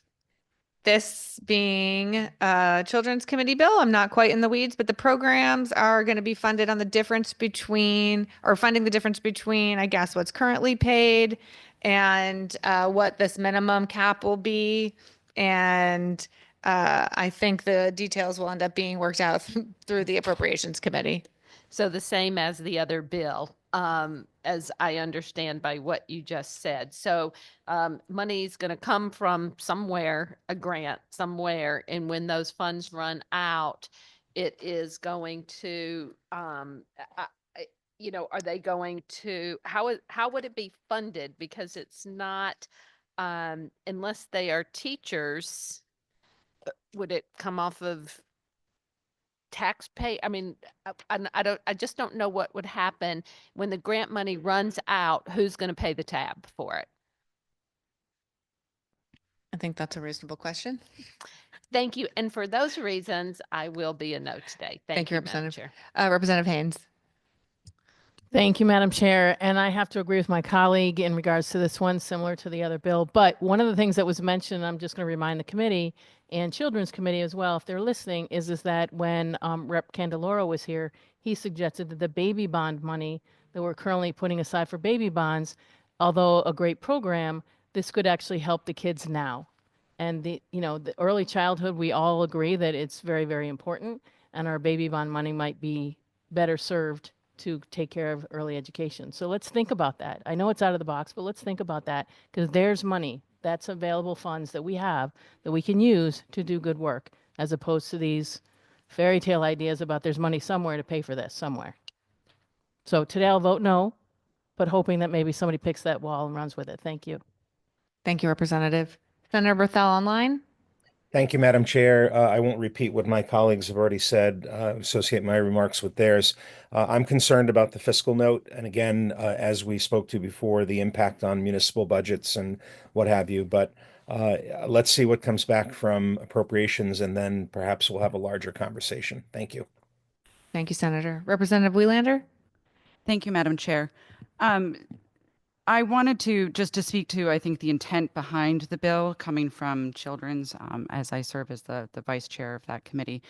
The goal behind this proposal is to try to ensure that our private and state-run childcare centers are both supported equally, to make sure that the funds that are that the monies that they are paid by the state for their early start seats are equal, and that the children that are being cared for by these providers are being cared for by providers that have a salary that matches their skills. And because as we've discussed multiple times, they do not.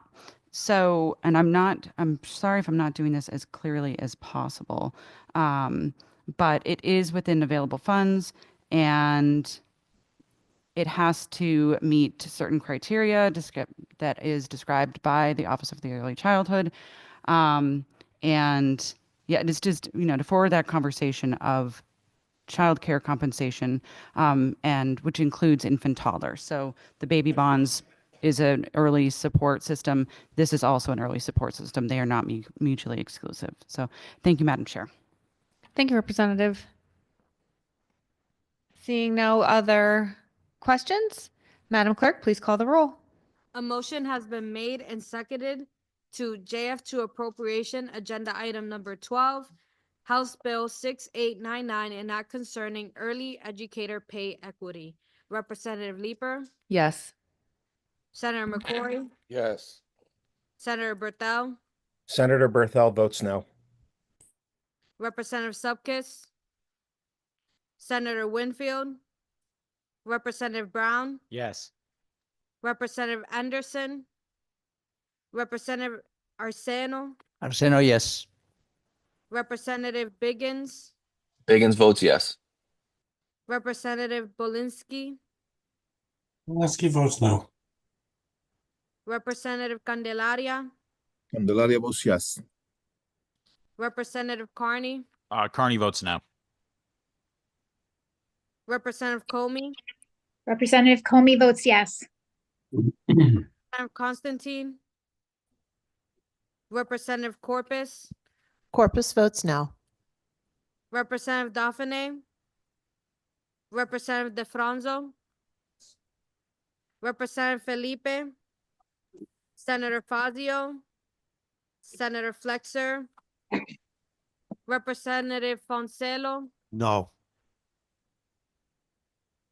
Representative Jenga, Representative Gibson, Representative Gibson votes yes. Senator Gakar Wilcox, Representative Gucker, Representative Gucker votes yes. Representative Haynes,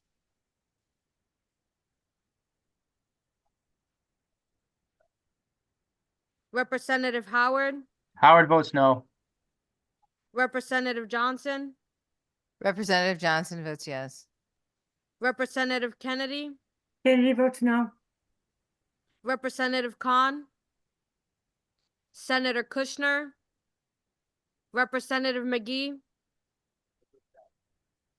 Representative Menapace, Senator Miller, Representative Parker, Representative Poulos. Yes. Representative Rader, Representative Reddington Hughes, Representative Roberts, Representative Roberts votes yes. Representative Emmanuel Sanchez, Representative Robert Sanchez, Yes. Senator Summers, Representative Smith, Representative Smith votes yes. Representative Stewart, Representative Welander. Representative Welander votes yes. Thank you. Thank you, Madam Clerk. And the votes will be held open until 4 p.m. today. We will recess the meeting until 4 p.m., at which time the votes will close and the meeting will be adjourned. Thank you. We are in recess.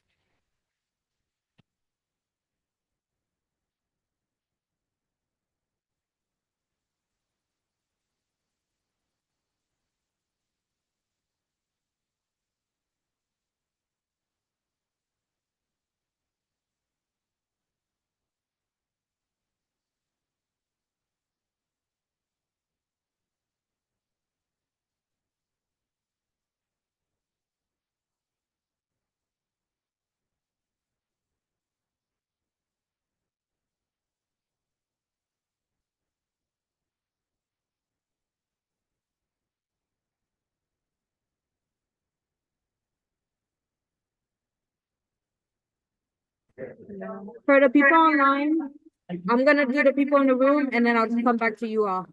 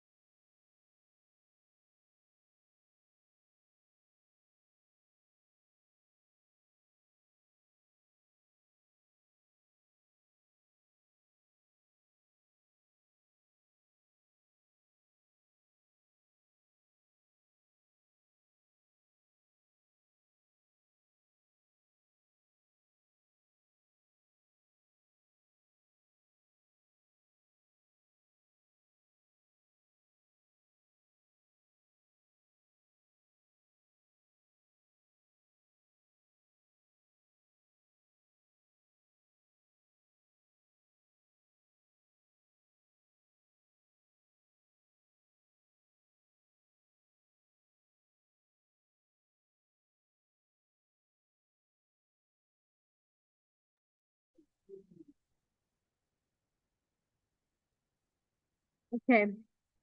Can you guys hear me online? Okay. So I'm just gonna go in order by who I see first. So Representative Gucker. Let me see what votes I need you for. I think I got them all, but just to play.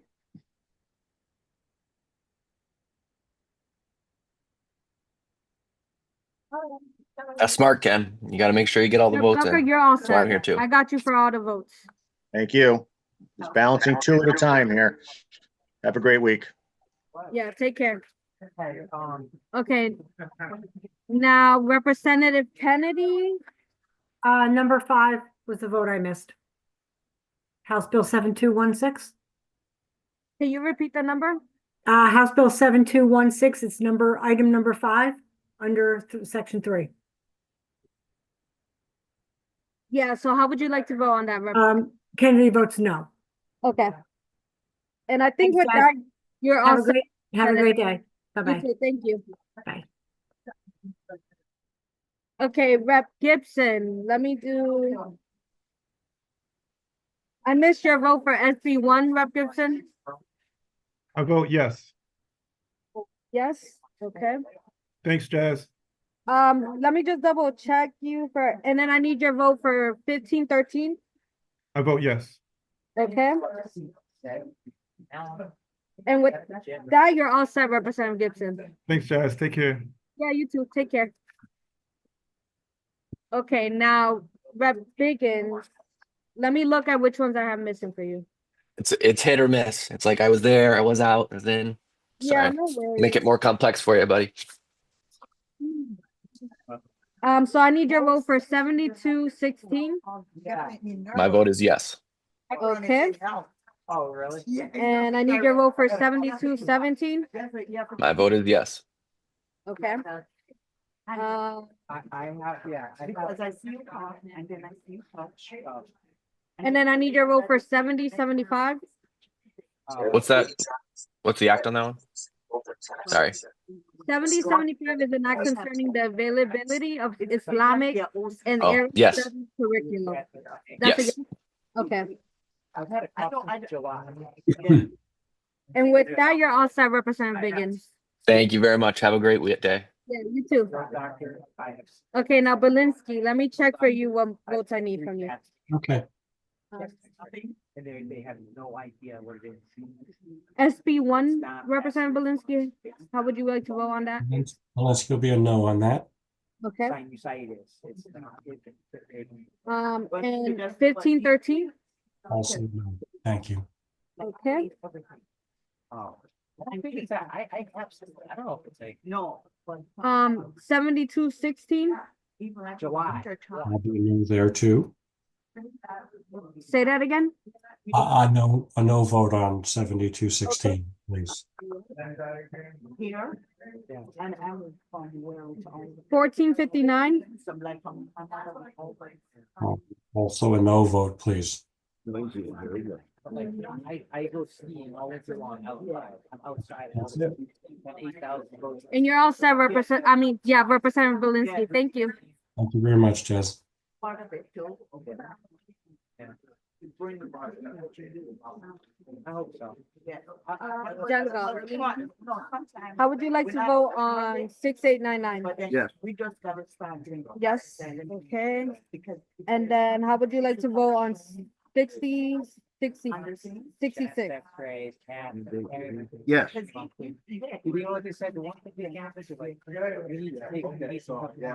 And how would you like to vote on 7075? Vitamin D, calcium, they're like, yeah, but the sun. Yeah, yeah. Yes. Okay.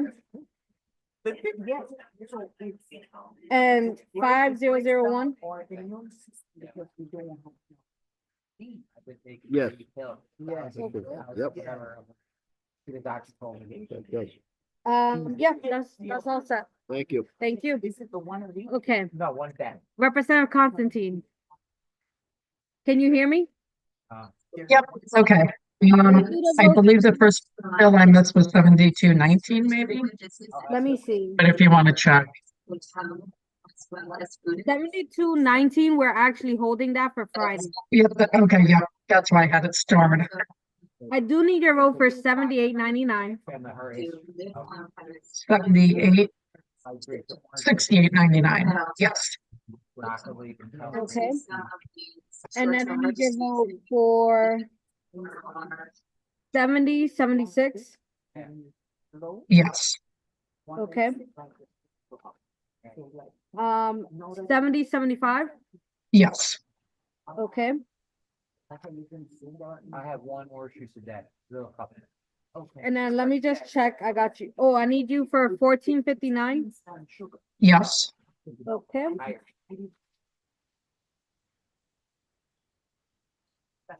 No, it's not. Did I do 7216? Sit down. Sit down on the side. Good with you. Yes. I forgot what my markings, I was like, wait, what was my marking system? Yeah, you're all set, Representative Constantine. I have you for everything. Thank you so much. Yeah, thank you. Tell me what this is about. She knows all the details about. I trust her knowledge. Hi, Senator Gakar Wilcox. Let me just see where I missed your votes and I'll let you know which ones I need. Go to the Capitol. Yeah. Gotta say like. Thank you. Great. I talked about my grandpa. So I need your vote for I don't know, I gotta think of 7216. something new. Right now, I'm very excited. Let me just, I think they're all yes, but Yeah, I'll check if you need to. yeah. It's at 4:30. Yes. Okay. I got it. 7217. 7217, yes. Okay. 1392. Yes. Yeah, I saw you. 1459. Yes. 5001. Yes. 7075. Yes. My goal is. 7076. Yes. Then I'm like, by March 31st. That 6899. Yes. And you're all set, Senator. Thank you. Great. Thank you very much. And Rep Comey, I'm gonna check right now and I'll let you know which ones I need from you. Rather than go up there, go to. You're muted. I can't hear you. Oh. I'll just go off camera for a sec. Yeah, no worries. Let me know when you're ready. Yep, I will. Are you going by yourself or your family? Okay, good. That's good, because I'm going, my family's going. And so is Nicole, and so is Dennis. Yeah. And then Steve Malagiri, I gotta talk to, he's from Pennsylvania, he's like in our little clan, younger. Yeah. It was fun, like my family went last time. and Comey, so I'm just missing families there. the first Kids two go votes. out. So how would you like to vote on SB 1? So, but it's just like I said, we're gonna be 12 days in Italy. And I'll vote yes. Okay. it's just to fly everyone over. And how would you like to vote on 1513? That's my daughter was in Europe for a month. Yes. And then. Okay, and with that, you're all set, Representative Comey. Thank you. They have jobs. Thank you. Have a great day. You too. Take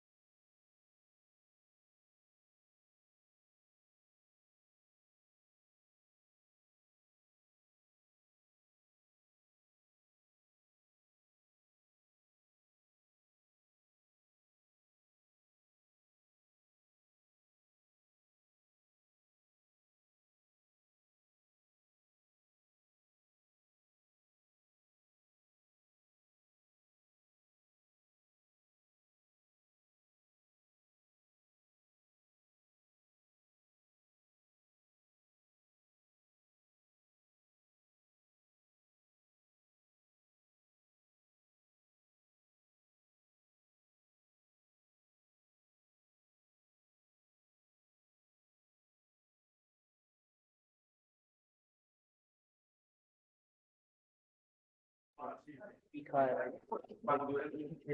I like that, what GPO got passed. Hello, Senator Winfield. Hello? Do you want me to just tell you the bill numbers, or do you want the bill numbers and titles?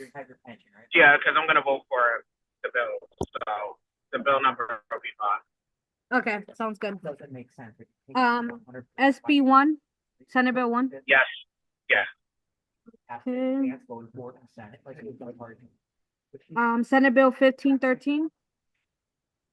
You know what? After Senate bill, give me just to be clear, give me the name, the title as well. Okay, so Senate Bill 1513 and not concerning aspiring educators. Yeah, in the affirmative. Okay. Senate Bill 1510 and not concerning assorted revisions to the education statutes. In the affirmative. House Bill 7216, an act implementing the recommendations of the Technical Education and Career System. In the affirmative. Thank you. House Bill 7217, an act concerning various revisions to the education statutes. In the affirmative. Senate Bill 1392, an act concerning educator certification. In the affirmative. Senate Bill 1459, an act concerning teacher salaries. In the affirmative. House Bill 5001, an act concerning the quality and delivery of special education services. In the affirmative, yeah. Okay. I'll text you. House Bill 7075, an act concerning the availability of Islamic and Arab studies curriculum material for school districts. In the affirmative. House Bill 7076, an act providing education mandate relief. In the affirmative. Yep, thank you. And House Bill 6899, an act concerning early educator pay equity. In the affirmative. And with that, you're all set, Senator. Thank you. I hope you have a Thank good day. you. You too.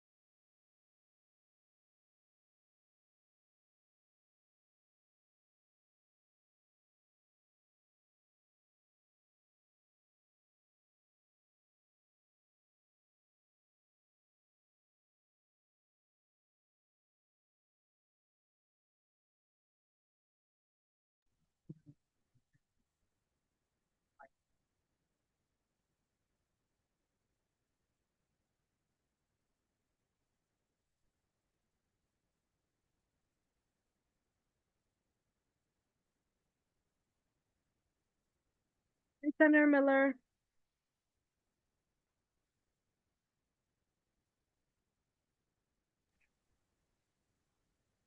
Hello, hold on for a second. I forgot to, Yeah, take your time.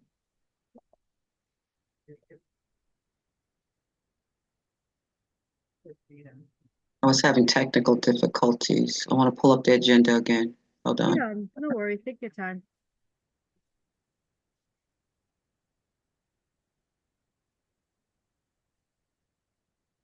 All right, I believe I left off. I went through 1 through 4. I think 4 was they were holding that till Friday. Yeah, So start with 5. yep. So how would you like to vote on 7216? 7 to 16. Yes. Okay. 7217? 7217. Yes. Okay. 1392? Yes. Oh, I need my face. 1459? Yes. Okay. 5001? Yes. Okay. 7075? Yes. Okay. 7076? 7076. Yes. Okay. And then the last one was 6899. Yes. Okay. And with that, you're all set, Senator Miller. Thank you. Thank you. I hope you have a good day. You too. Bye.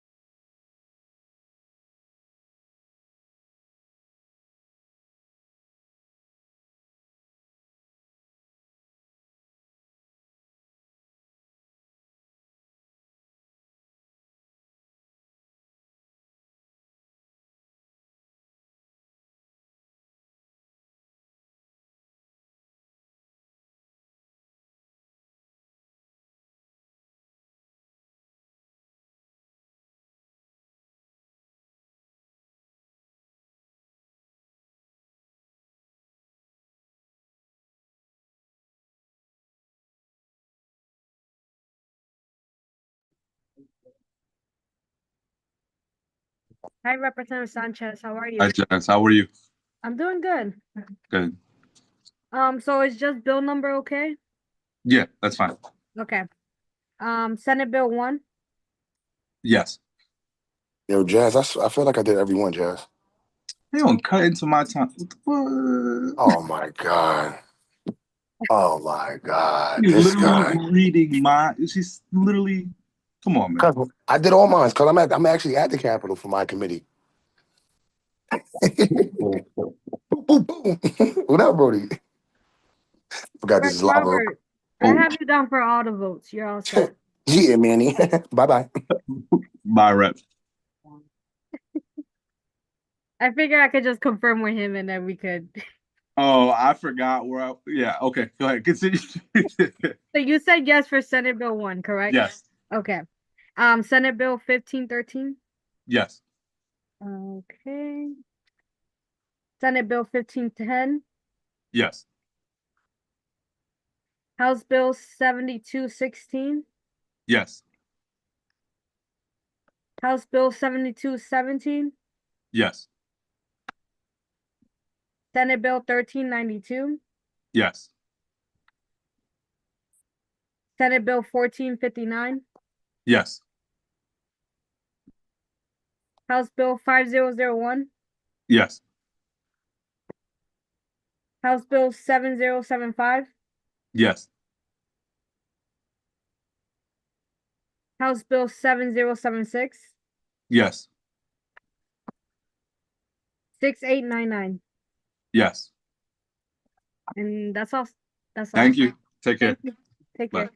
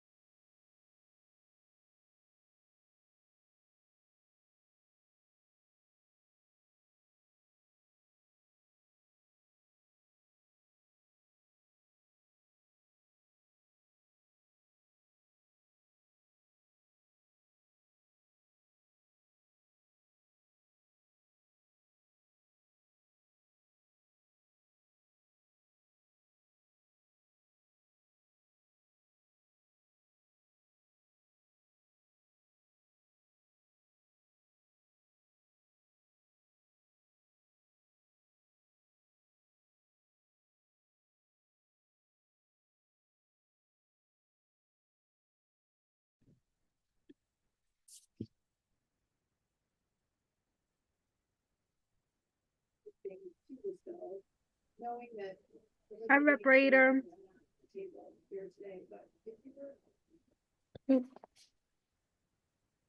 Hi there. Can you hear me okay?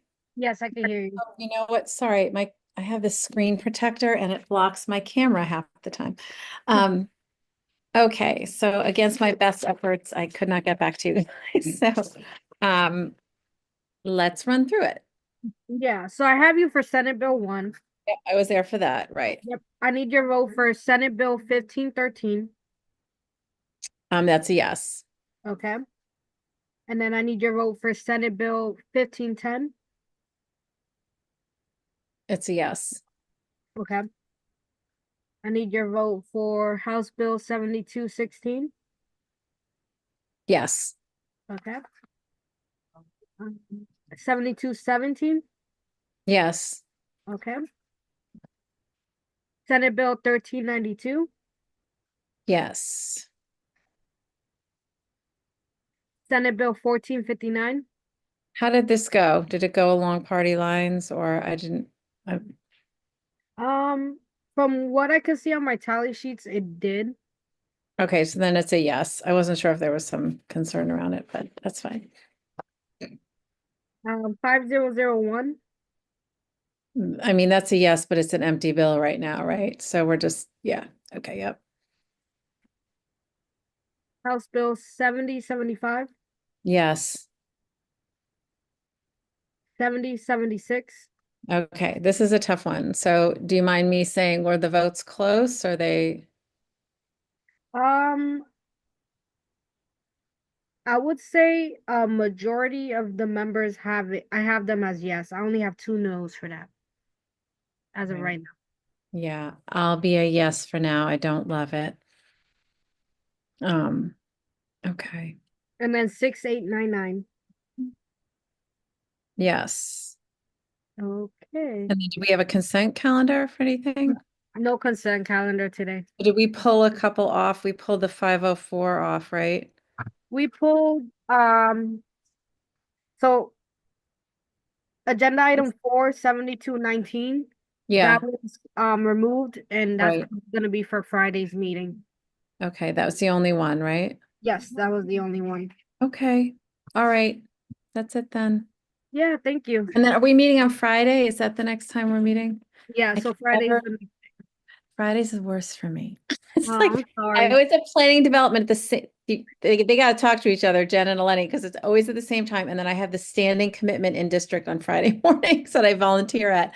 But I will find you and we'll get Yeah, the and vote I imagine Leaper is gonna make sure votes are open like open. the same Yeah. amount like today. Yeah. All right. Time. All right. Well, thanks so much. Yeah, All no right. Take problem. care. Have a Have a good good day. Bye.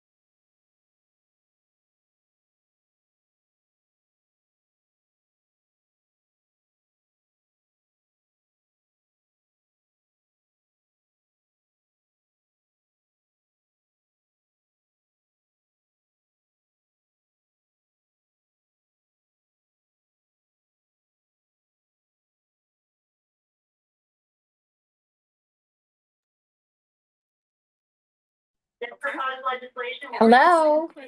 Explain the change related to the gap payments. When will the gap payments be necessary going forward? So we maintain the vast majority of the gap funding. So for those of you who are. For House Bill 7217. Okay, I wanted to change one of my votes if I could. Oh, of course. Which one? Which was, oh geez, let's see. I think it was,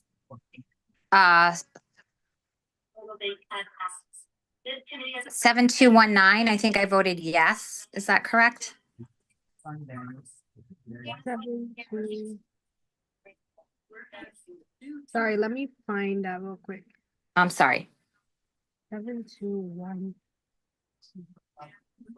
First question is, help us understand what medical loss ratio is. So 7219 was actually held. There was held. Okay, I'm sorry. It was 1510, SB 1510. Yeah, so I have you down for a yes. Do you want to? Could you change that to a no, please? Yeah, of course. Okay, and then 7216, I would like to vote yes. So switch that to a yes. Yes. Okay. I messed those two up. I had the get it. wrong votes for the wrong things. Right. Okay. Okay. Yeah, so I switched those two for you. So they Thank should be you. correct now. So 7217, I'm a no. Okay. 1392, Mm-hmm. I'm a no. Okay. 1459, I'm a no. Okay. 5001, I'm a no. Yep. 7075, I'm a no. Okay. 7076, I'm a yes. Okay. And 6899, I am a, wait, is that getting referred to? Is that getting referred to approps? Yes, it is. Okay, I'll be a yes on that one. Okay. Okay, you're thank you. welcome. Thank you. Okay, thanks so much. Bye-bye. Bye.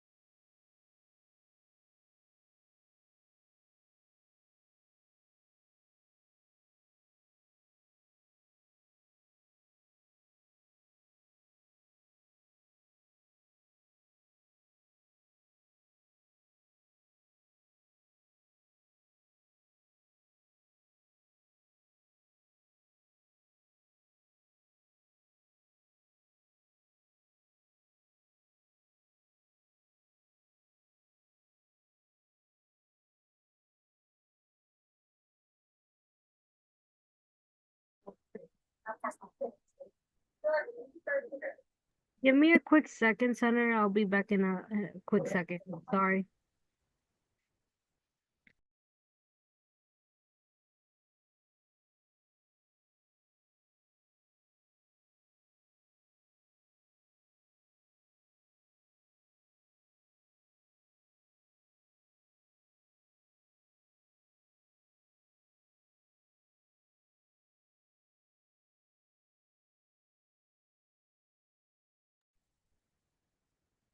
I apologize about that, Senator.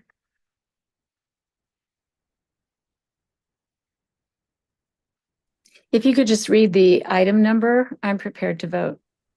Okay. So do you want me to just say the bill number?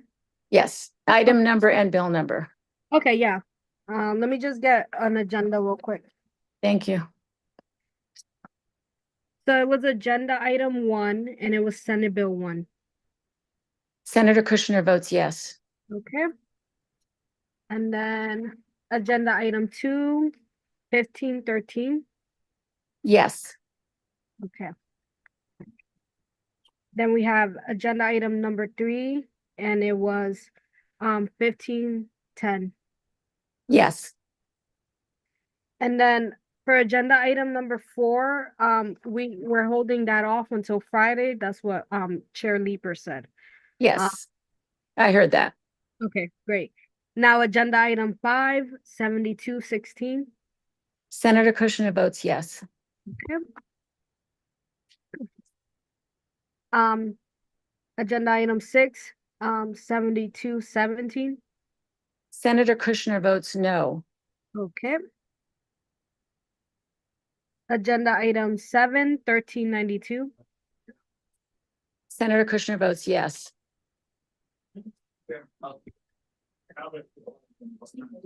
And we have agenda item number 8, 1459. Senator Kushner votes yes. Okay. Agenda item number 9, House Bill 5001. Senator Kushner votes yes. Okay. And then we have agenda item 10, 7075. Senator Kushner votes yes. Agenda item 11, 7076. Senator Kushner votes yes. And item 12, 7899. Senator Kushner votes yes. And with that, you're all set, Senator. Thank you. Thank you so much. Take care. Thank you.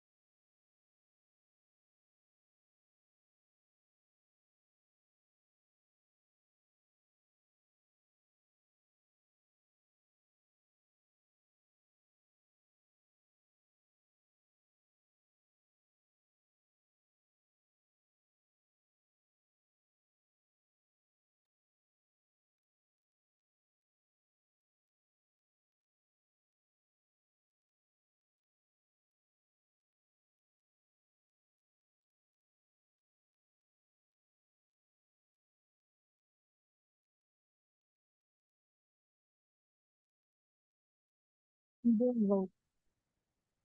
Yeah, so in a bit, I'll come to you.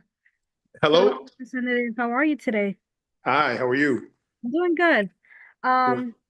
So would you prefer I do bill numbers and title as we go? No, I know all the numbers. I just, so it makes it easier for you. I'm voting no on everything except for yes on 10 and 11. Items 10 and 11 on the agenda? Yep. Okay, I'll vote. let me just find those. Okay.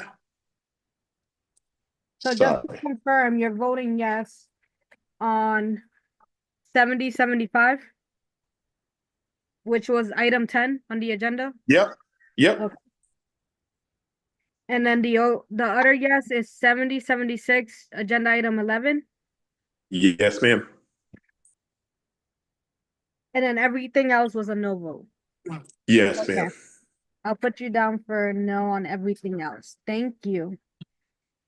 Thank you very much. I appreciate it. Yeah, have a good day. You too. Bye.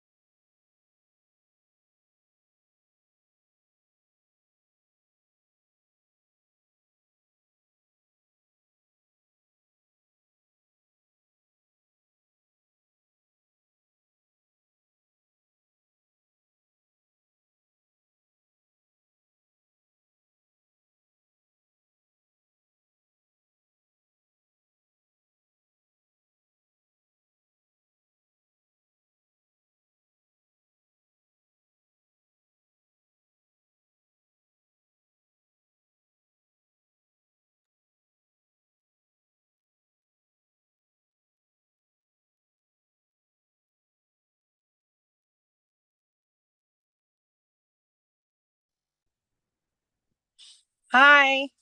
Representative Dauphine, how are you today? Great. How are you? I'm doing good.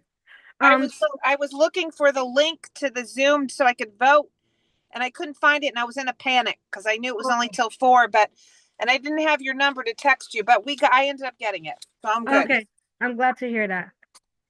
Okay, will bill number and title work or just bill number? You could probably just give me the bill number. Okay, so Senate Bill 1. That's a no. Okay. Yeah, perfect. I'll let him know. Senate Bill 1513. And that's a no. Okay. Senate Bill 1510. A no. House Bill 7216. 7216, not 7219. 7219. I emailed everyone this morning. That was they took it out the agenda for today. It might in Friday's agenda. Oh, okay, thank you. And then how were the votes on 7216? I wasn't in the meeting. I would say it's pretty mixed. I would say majority of Democrats voted yes, and then I have Republicans with no's. Okay, I'll do a no for now. Okay.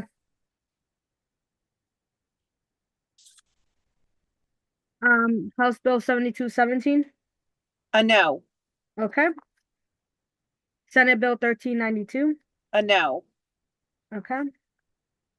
Senate Bill 1459. A no. House Bill 5001. A no. House Bill 7075. Now that one I wasn't sure of. Were there any no's on that? I only have one no. And who was that from? Senator Summers. Okay, I'll be a no. Okay. House Bill 7076. A yes. House Bill 7899. And you mean 6899? Yeah, 6899. That's sorry. okay. And were there no's on that? And if so, who were they? Yeah, I do have a few no's. Like I have Berthel, Subkiss, you know. Okay, I'll be a no. Okay. And with that, you're all set. Thank you so much. You have a great day. You too. Take care.